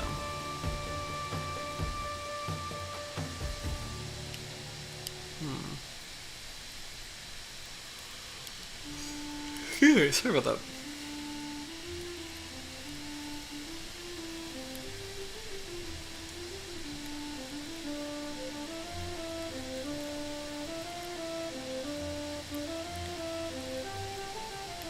The fact that they assimilated different groups of prey but showed no high relative contribution of any group to the tissue suggested they could be generalist predators. It's an interesting sentence because most sharks you can say are generalist predators because, most if not all, because when you think of all the kinds of animals in the world and all the kinds of fish in the ocean, all sharks, even the small ones, they're pretty much at the top of the food chain. When you think of all the different sizes of like plankton and tiny bait fish and stuff, like sharks are even the small ones are pretty up there in the food chain. So. And the further up they go, there's not really a lot of room for specialization. As far as specialized feeding, you think of things like basking sharks, which have like the gill rakers for plankton, or maybe like the horn sharks or bullhead sharks, which have the really chunky teeth for shellfish. But then when you get further up, like a lot of sharks do like a wide variety of prey. Let's see. A lot of information on this paper. What is this? Diet and plastic ingestion of the Blackmouth Catshark. So I might not read the whole thing. I'll just skim through this. Well, actually, maybe I will everything because it is just on our species. Here we go. If there's something that's more general, I will everything. The Blackmouth Catshark has a habitat range that spans from the Norwegian seas to Senegal and throughout the Mediterranean Sea, and is one of the most common sharks in Italian waters. The aim of this work is to investigate, through analyses of the stomach contents of 5 populations from the Tyrrhenian and Ionian Seas, the diet of Blackmouth catsharks. The analyses showed that the most frequent items were Osteichthyes of the family Myctophidae. So that, I think Myctophidae are lanternfishes. Osteichthyes are bony fish. It's more complicated than that. Yeah, there we go. Lanternfish. Okay. So lanternfish are the big prey item for this shark, except for one population, which in which the most common items were cephalopods or crustaceans of the decapods order. So decapods are crabs. Plastic debris was also found in all populations analyzed and classified by color and shape. This study ought to increase the knowledge of the feeding ecology of the Blackmouth catshark, thus improving a meager literature about Tyrrhenian and Ionian waters. Interesting. The Blackmouth catshark is the most common Pitanchidae in the Mediterranean Sea, a scavenger and opportunistic feeder, and despite its wide distribution, little is known about its feeding habits in Italian waters. The main purpose of this study was to investigate the diet of the Blackmouth catshark by analyzing the stomach contents. Specimens were collected from a depth of 40 to 700 meters, so sunlit zone and twilight zone. Crustaceans, cephalopods, lanternfish, plastic debris.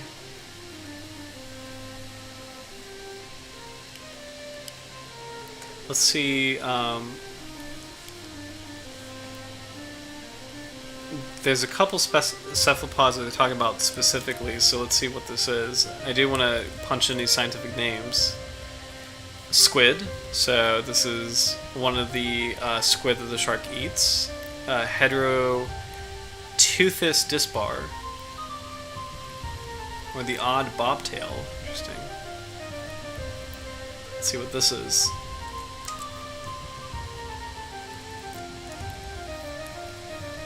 Another kind of squid. Okay. The clubhook squid. Okay, and then there's one more.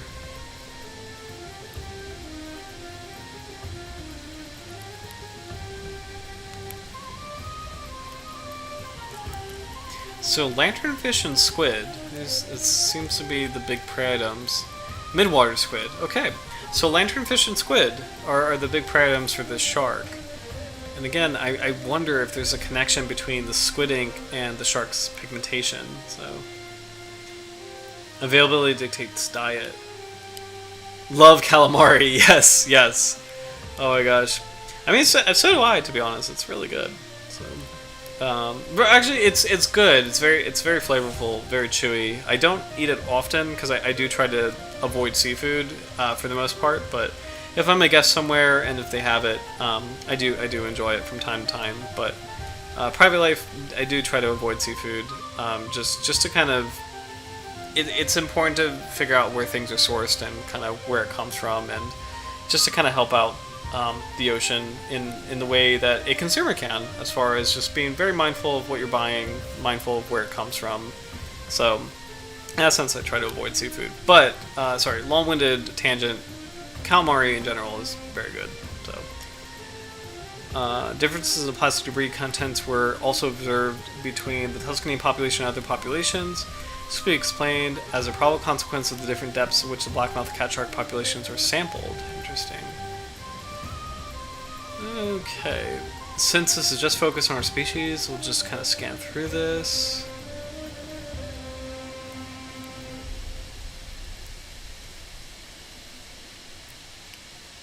Blackmouth Catshark inhabits demersal habitat, so it likes to be close to the bottom. In the Mediterranean basin, the Blackmouth Catshark is the most abundant species among cat sharks and is commonly found in all Italian seas, with the exception of the Adriatic Sea, where it is rare.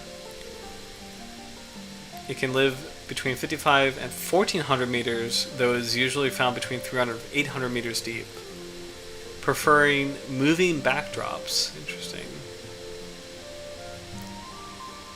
Juveniles, young of the year, and subadult are generally distributed between 200 and 500 meters deep, whereas the adults are concentrated at depths between 500 and 800. This is interesting. So smaller individuals like to be in shallower water, larger individuals like to be in deeper water. The Blackmouth Catshark is a small oviparous and idiroparous species. Idiroparous, I don't know that term actually. Let's look that up.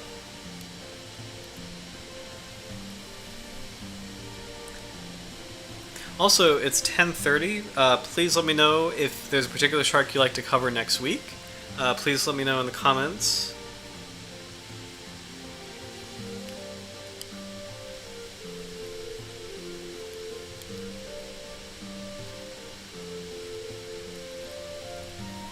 Okay, so Idiroparus is multiple reproductive episodes over the course of its lifetime.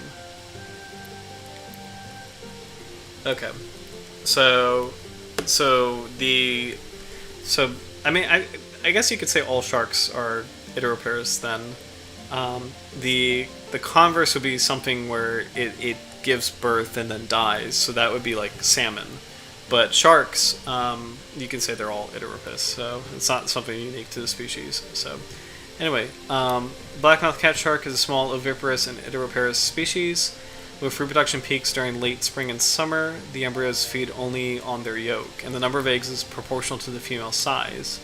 As an opportunistic and scavenger shark with a diversified diet, the Blackmouth Catshark can reach a maximum registered length of 90 centimeters. Thanks to its developed eyes with the retina-rich in photoreceptors, the Blackmouth Catshark can detect the bioluminescence of its prey. Okay, this is really cool. Love the background here, because this is where we can kind of get more detail on this species. So let's see. The diet of the Blackmouth Catshark includes many crustaceans, cephalopods, and fish. Studies on the feeding habits of the species were carried out in the Atlantic Ocean, Portugal, and the Western Mediterranean Sea, Gulf of Lions, Western Algerian coastline, Eastern Mediterranean Sea. They feed mainly on crabs, cephalopods, and the fish belong to Myctophidae, so lanternfish, and Gnatostomatidae. This might be viperfish?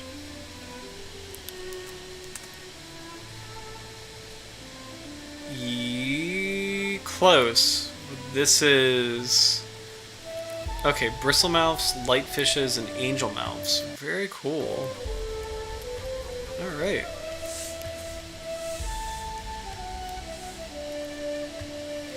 The main threat of this species is represented by the bycatch, particularly in traditional deep trawl fishery for blue and red shrimp.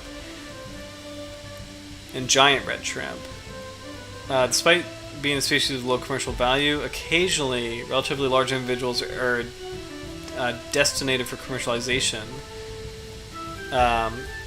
Predators of the Blackmouth Catshark are larger sharks, and remains of this species have been found in stomach contents of the kitefin shark, Delicius licca. Interesting. Let's see. Nonetheless, one aspect of concern for the survival of the species is the presence of plastics in the environment which can be ingested. Microplastics are a huge concern for the ocean. Our friend Jess Myers studied microplastics and how they can bioaccumulate up the food chain. Really scary stuff as far as tiny plastic particles accumulating in the flesh of fish, so it's and other animals. So it's really scary. I mean, we can kind of look at this section. Since the first documented evidence in 1970 of plastics in the marine environment, the discovery of plastics and microplastics in the stomach contents of marine species has become more frequent. In some cases, it was considered the main cause of death. There are several ways by which the plastics were ingested: indirect ingestion, bad magnification, and through the gills where plastic debris remains trapped. The Italian waters are affected by plastic pollution. Plastics and microplastics have been found in stomach contents of several lazarbranchs, for example, 4 demersal species, so another cat shark, pike dogfish, a smoothhound, and then another cat shark in the United Kingdom. Let's see. In the last decade, a growing body of evidence has reported the presence of plastics in stomach contents of blackmouth catsharks in the Mediterranean Sea.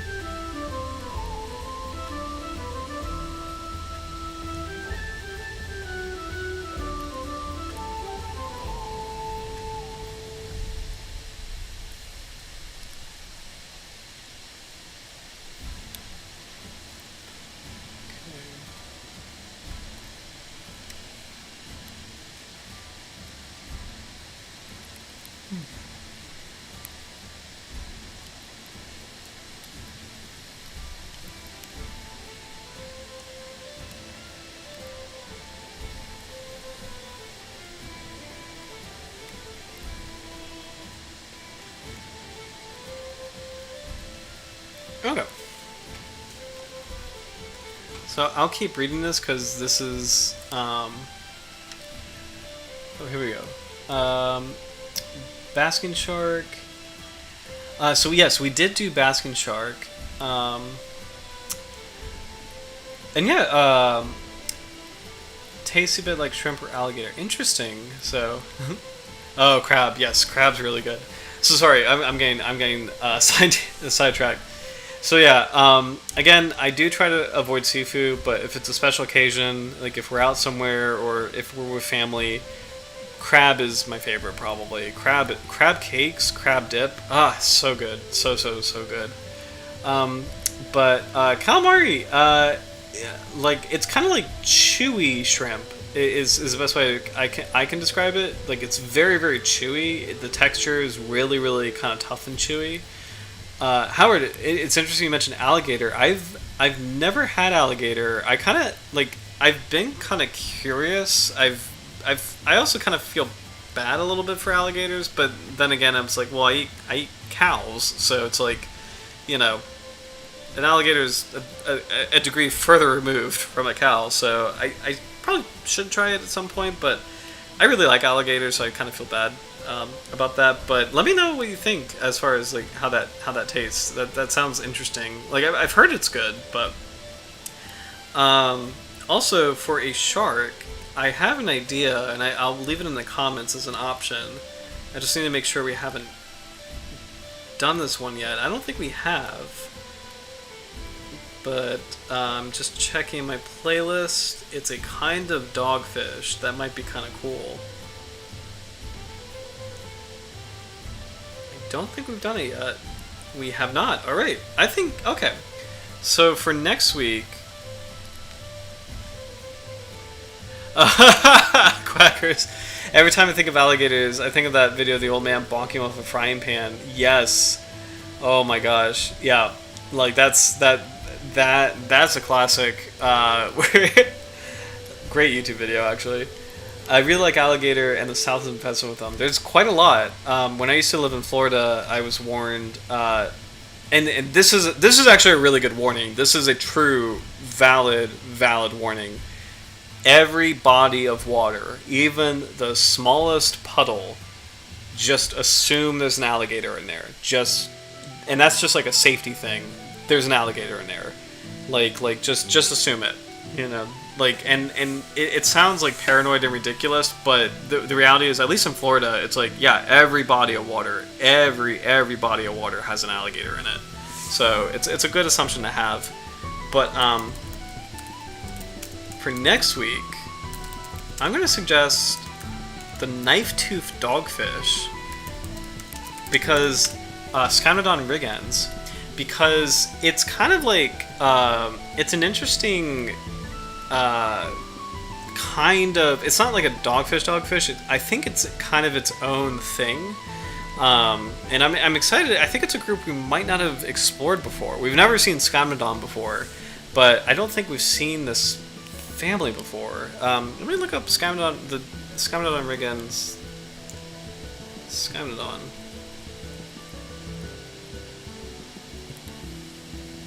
The knife-toothed dogfish. It's a sleeper shark?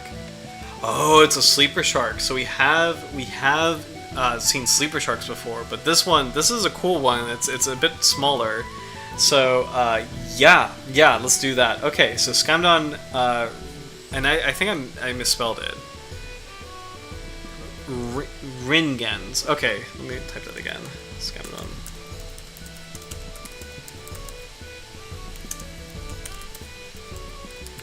Really cool name, by the way.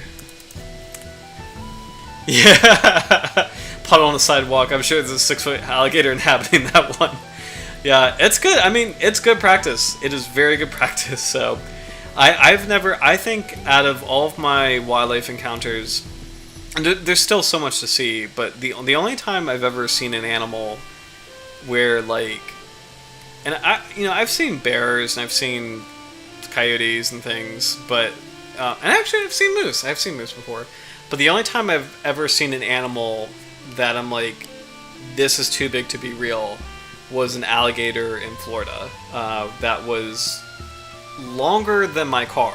It was. I used to work in an office there. Work in an office in the Tampa Bay area, and there was a pond near the office. I might have told the story before, and forgive me if I have, but there was a pond in our office, and we had a lot of alligators in it, and we thought they were so cool, and we were like kind of near the pond edge taking pictures, which is a bad idea, by the way. Don't do that. Taking pictures, we saw pretty decently sized individuals, like some as big as a table, and we're like, oh, those are cool, those are big alligators. And we did not realize that the largest one was kind of like, it was usually chilling in kind of like the reeds, and it would come out very rarely. But there was one time it came out into the parking lot, or was it in the parking lot? It was either in the parking lot or near the parking lot. But I've never ever seen an animal where I'm like, that is too big to be real. Like, that thing was massive, and we all backed up. Like that thing was enormous and genuinely longer than my car. Like bigger than my car. Alligators are the calmest of the crocodilians. As far as I know, like American alligators compared to other crocodilians, they're pretty chill. But they're still powerful animals. They're still huge. So yeah, definitely mind distance for alligators.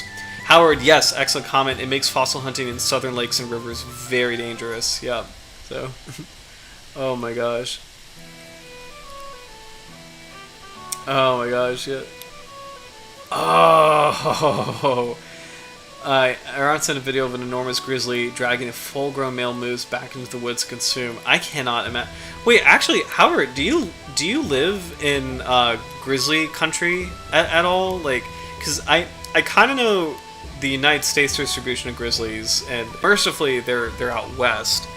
But like, that's quackers. Love it, quackers. Oh my gosh. So in the United States, grizzlies, they're really concentrated, kind of like, I feel like they have a patchy distribution, but in Canada, I actually don't know where the distribution is. So like, do you live in grizzly country? Because that's pretty wild. I usually like camping, and I'm usually pretty calm with camping, but that is the one animal I would not want to meet. Actually, you know what? I assume red list grizzly bear.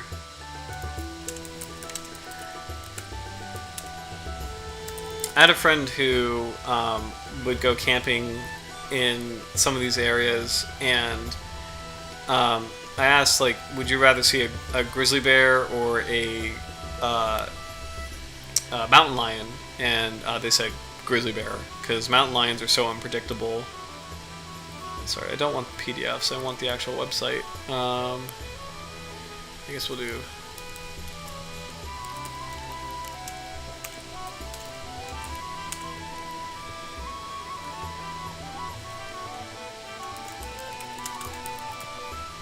I guess it's technically... Okay, I guess it is technically called a brown bear, but...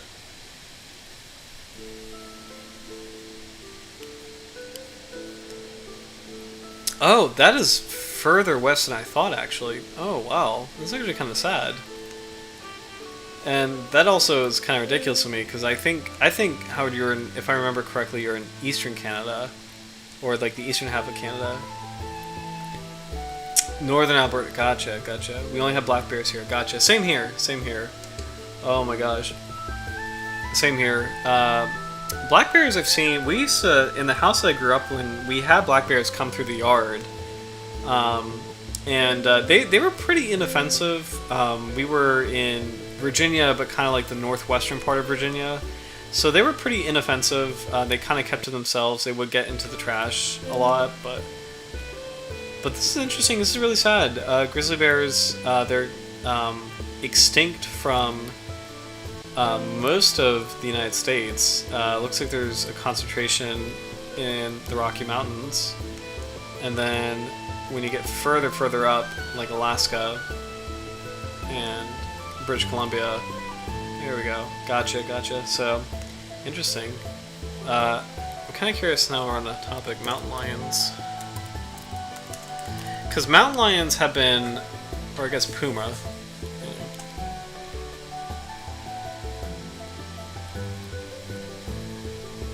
Now this is interesting. Mountain lions have actually used the Appalachian Trail, and they have been. This is like winning the lottery. They have been seen in Virginia. Extremely rare. So not really something that you can plot on the map, because it's just such a ridiculous. It's kind of like orca whales being in the Atlantic coast of the United States. Like, it happens. It's just extremely rare. So, but interesting. So as far as like mountain lion populations, much more of a presence in grizzly bears in the United States still, but or at least in the continental United States. But interesting. There were rumors of a panther like reintroduction program in the Appalachian Mountains, but as you can imagine, a lot of resistance against that. So anyway, sorry, I love our tangents, but going back to oh, we do have mountain lions, but they are rare around these parts. Got you. Yeah, those are scary. Just because like it's kind of interesting. Grizzly bears are like just such raw power. But mountain lions, you know, you have that power and that ferocity, but you also have that, like, that intelligence, you know, that kind of, like, they're very, very... The intelligence and unpredictability of them is just, like, scary, so... Let's see... Blackmouth Catshark, I'm just going to scan through what we can find on feeding behavior. Let's see, lanternfish, confirming that blackmouth catsharks may use visual predation, taking advantage of prey bioluminescence to better detect food. So that's actually really cool. The blackmouth catshark's eyes are beautiful, unusually huge, and they actually, it's cool to see that they employ that to go after the flashing lights of the lanternfish, which they prey on, so it's extremely cool.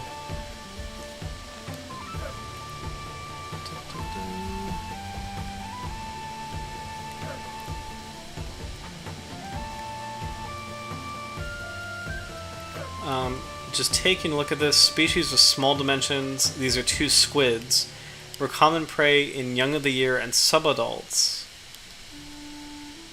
Interesting.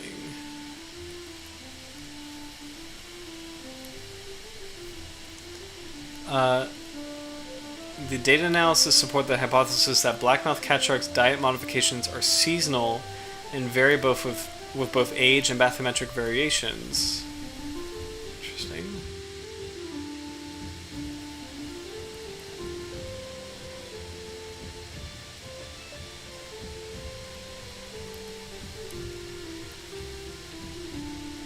Differences in the diets between males and females could be linked to an uneven sampling regime and not to a real pattern. Okay.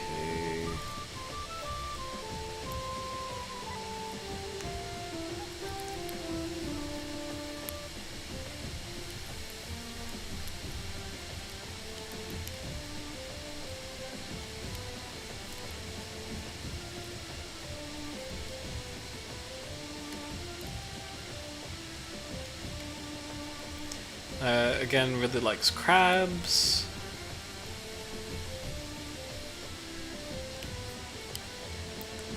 Kind of want to learn more about hunting.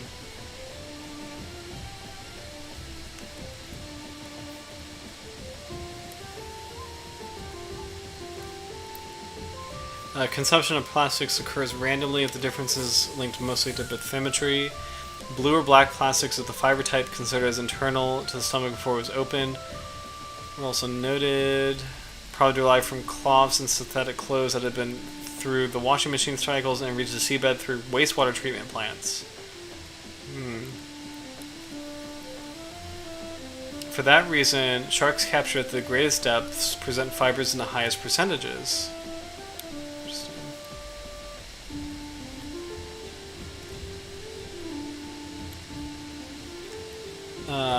This is interesting as far as the microplastic perspective. Very sad, but a really good kind of illumination of like how prevalent microplastics are.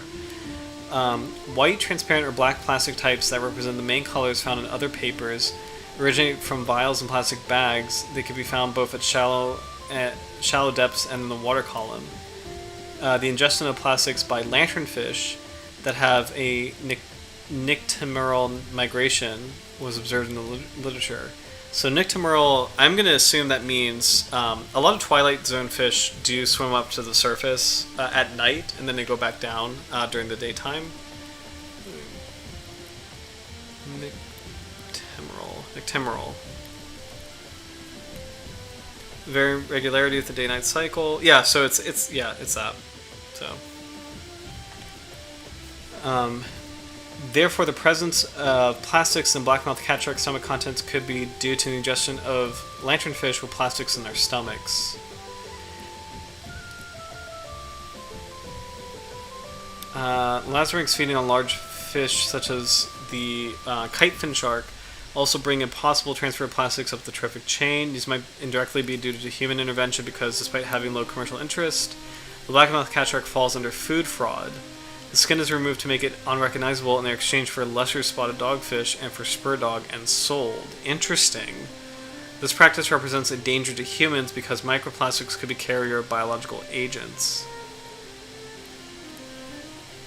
In conclusion, the Blackmouth Catshark have a diet that constitutes similar macrocategories of prey phyla in all the Italian waters, but the percentage change in relation to age classes, bathymetry, geographical area, and seasonal variations. We can define the Blackmouth Catshark as an accidental plastic feeder, which may be ingested directly or indirectly. The study comparing 5 populations provides an overview of the diet of one of the most common sharks in the Ionian and Tyrrhenian Seas, and improves the meager literature about the Tyrrhenian Sea and Ionian Sea, but more studies will be needed to completely understand the food ecology and the feeding behavior of these small deep-sea sharks. This is another microplastic study. We won't go through the whole thing. Is this? It's not the same one, is it? It's a different one.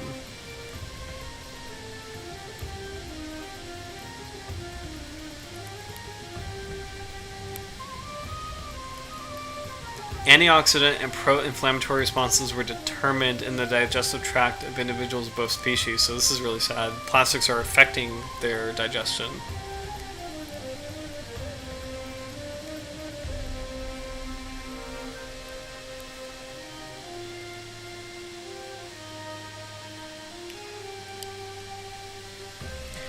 Overall, the results of the study highlight that both catshark species are ingesting microplastics, which in turn are causing physiological effects at a cellular level.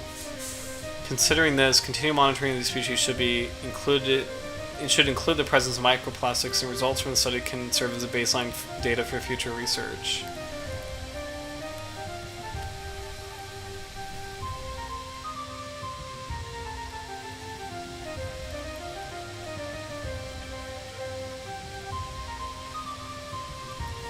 This is interesting. Two shark species, the small-spotted catshark and the blackmouth catshark, are not only commercially important species in the Balearic Islands in the western Mediterranean Sea, but the ecological assessment of these species, such as condition index, could be an indication of ecosystem health. So these could be like keystone species. Blackmouth catshark is an active predator of midwater depths. For its ecological features, the species plays a strategic role in the energy transfer between pelagic and benthic environments and vice versa.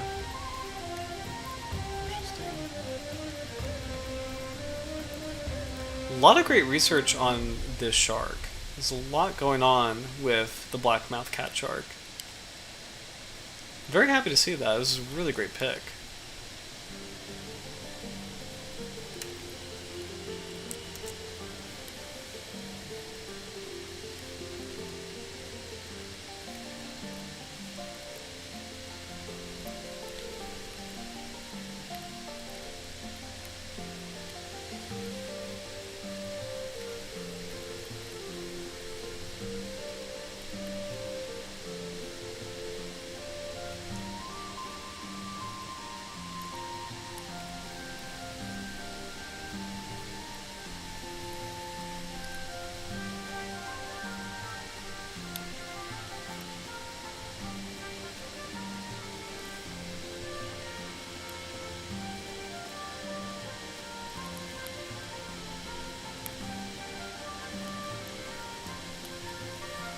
Just kind of scanning, making sure I'm not missing anything new.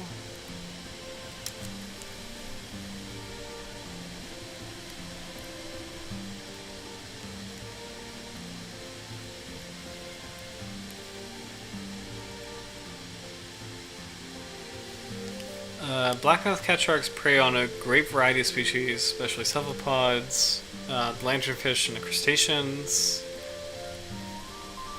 Females slightly more abundant and bigger than males.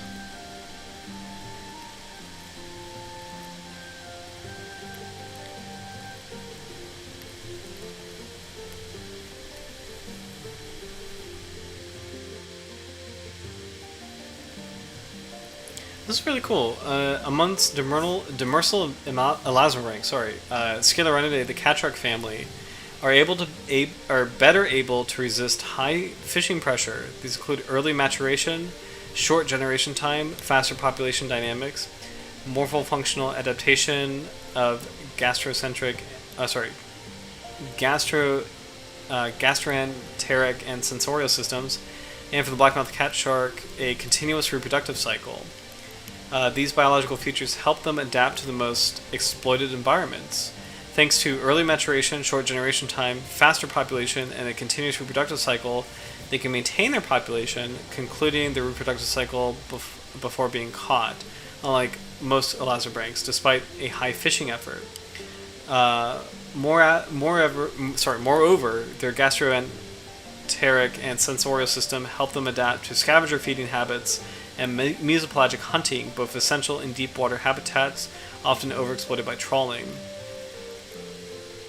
Despite smaller specimens of the blackmouth catshark being commonly caught by deep-sea trawl fishing, the population seems to be maintained in many overexploited areas of the Mediterranean Sea and the Atlantic Ocean. Very cool. I think I'll just finish this paragraph and wrap up in a little bit.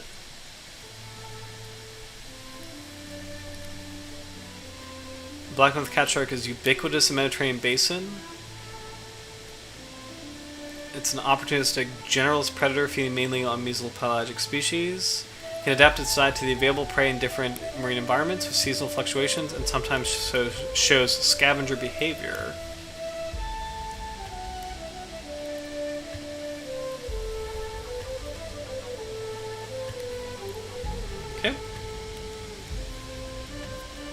Okay.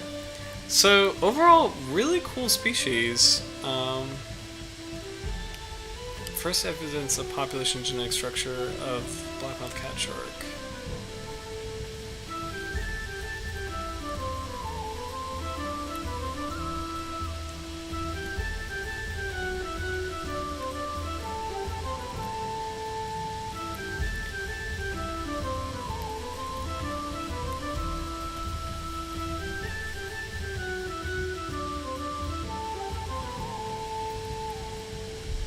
Okay, I'll finish with this. I'm so sorry, but like this looks really cool. And long story short, clear-cut evidence of genetic differentiation of the Blackmouth Catshark from Scottish waters from the rest of population samples was defined, indicating that the species is genetically structured in the Mediterranean Sea and adjacent northeastern Atlantic.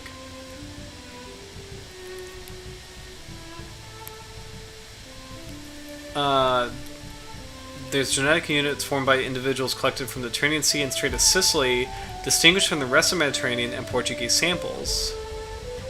There's a degree of separation of the easternmost Aegean samples and mixed nature of the other Mediterranean and Portuguese samples. Here, our results supported the hypothesis that the interaction between the ecology and biology of the species and abiotic drivers such as water circulations, temperature, and bathymetry may affect the dispersion of the Blackmouth Catshark, adding new information to the current knowledge of the connectivity of this deepwater species and providing powerful tools for estimating its response to anthropogenic impacts. Okay, very cool. I really, really dove into that, but it's kind of cool to see. The shark is the subject of a lot of deepwater ecology studies, and it's really cool to see that this species. Let me go back to a photograph of the species. A lot is being done as far as microplastics, so this is a really good species to study for that.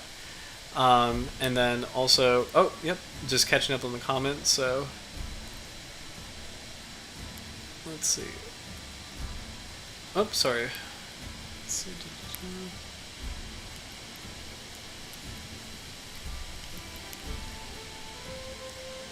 Oh, cool. Sorry, just saw your comment about raccoons. I love raccoons. We have a lot in Virginia, actually. So, but yeah, it is really sad. Microplastics, kind of like how prevalent they are in the marine environment. Fortunately, it is really sad, but fortunately, there's a lot of attention on them now, just because of how pervasive they are.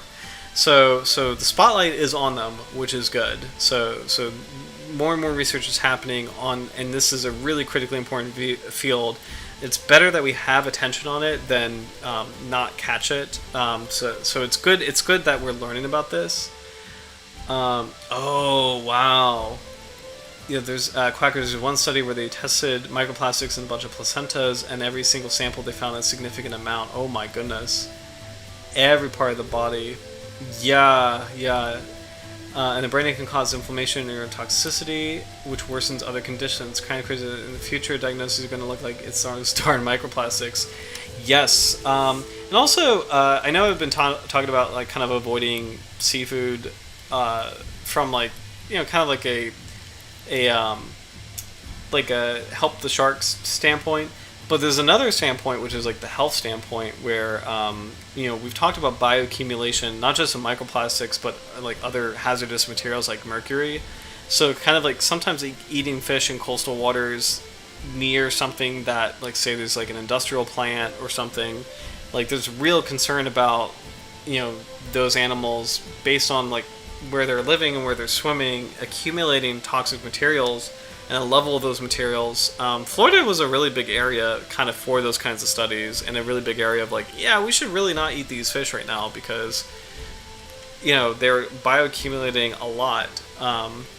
So yeah, this summer too, well, I'm actually, no, I'm sorry. I was about to go on a different tangent, but I think there's been a couple of issues in Virginia, like lakes and stuff, but I think that was actually algae or bacteria. I don't think that was microplastics or bioaccumulation, but still, yes. Oh yeah, development of bacteria that can eat microplastics. It's just a matter of how widespread could those bacteria get if they were released into the wild for cleanup and the possible side effects. Yes, so really, really cool research there. And I'm hopeful for it. I think it's a really cool concept, but that is a really good point about the cascading effects. Lots of great examples of humans introducing either natural predator species or like other species that were thought to help control a problem naturally, and they end up making things worse. Bacteria I feel a little bit better about, but it could still have a cascading effect in a lot of ways. So, but anyway, this shark is a really, really good study shark as far as microplastics, as and as important as a field as it is. And it's really cool to kind of learn more about how much research has gone into the species. And the fact that it is a pillar of research for both its own feeding ecology and then how that relates to microplastics and bioaccumulation. So it's a really, really robust species as far as, and a great shark to study as far as we need to fill in the blanks about its biology, and we didn't find why it has the black mouth, and we didn't find anything about the ampullae lorenzini. So this is a really cool shark if anybody is interested in future shark research. This one is a really good one to pick because it's already a pillar of research, but there's so much more you can do and so much further you can go. Fortunately, we did find out that the large, beautiful eyes that the sharks had, the Blackmouth Catshark has, is directly related to hunting lanternfish, to seeing their beautiful lights underwater and using those large eyes to pinpoint their location, and they do it clearly successfully because lanternfish make up a really big part of their diet. So overall, really cool shark to take a look at. So I think I'll end with just this clip of the Blackmouth Catshark nursery. It's great to see that it's an abundant species that, and I really appreciate the detail on it lays eggs continuously. So no doubt that is a huge advantage to have for a shark. As we've talked about time and time again, most sharks reproduce very slowly and grow really slowly, and they can't resist fishing pressure very well because of that. But it's really cool to see that there's exceptions to that rule, and the Blackmouth Catshark is definitely one of them. Being able to lay eggs pretty continuously, to grow rather quickly. It is currently a least concerned species, abundant in the ocean, and I'm glad to see that it's cute, adorable, but really important shark. And, for its size, effective predator, master predator. It's really cool to see that it's doing very well. So, but thank you guys so much for watching. I love that comment, wiggly little noodle boys. And thank you, Howard.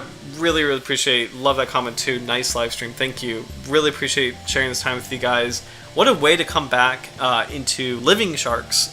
This is the first time we've done a live shark in the new space. So I'm really, really excited about this this new chapter. So thank you guys. It's awesome to share these sharks with you, and I'm excited for next week to tune in to see the knife-tooth dogfish. I'm especially excited because sleeper sharks tend to be kind of like the more robust cousins of dogfish, so they tend to be bigger, a little bit more dangerous, a little bit more powerful, handling bigger prey items. So I'm excited to see what the knife-tooth dogfish has to offer. So, thank you, Quackers. Really, really appreciate that. I'm really happy that you're here with us and that you could be here with us. Really, really appreciate you being here and just sharing with us. This is super fun. Also, thank you again for the entitled Goose Game tangent, because that is a really fun game. So, but love having you here. Love having everybody here. Thank you guys so much for watching. We'll tune in next week for the knife-tooth dogfish. But until then, hope you all have a great rest of your week, and I'm excited to cover more sharks. But until then, cheers, guys. Bye.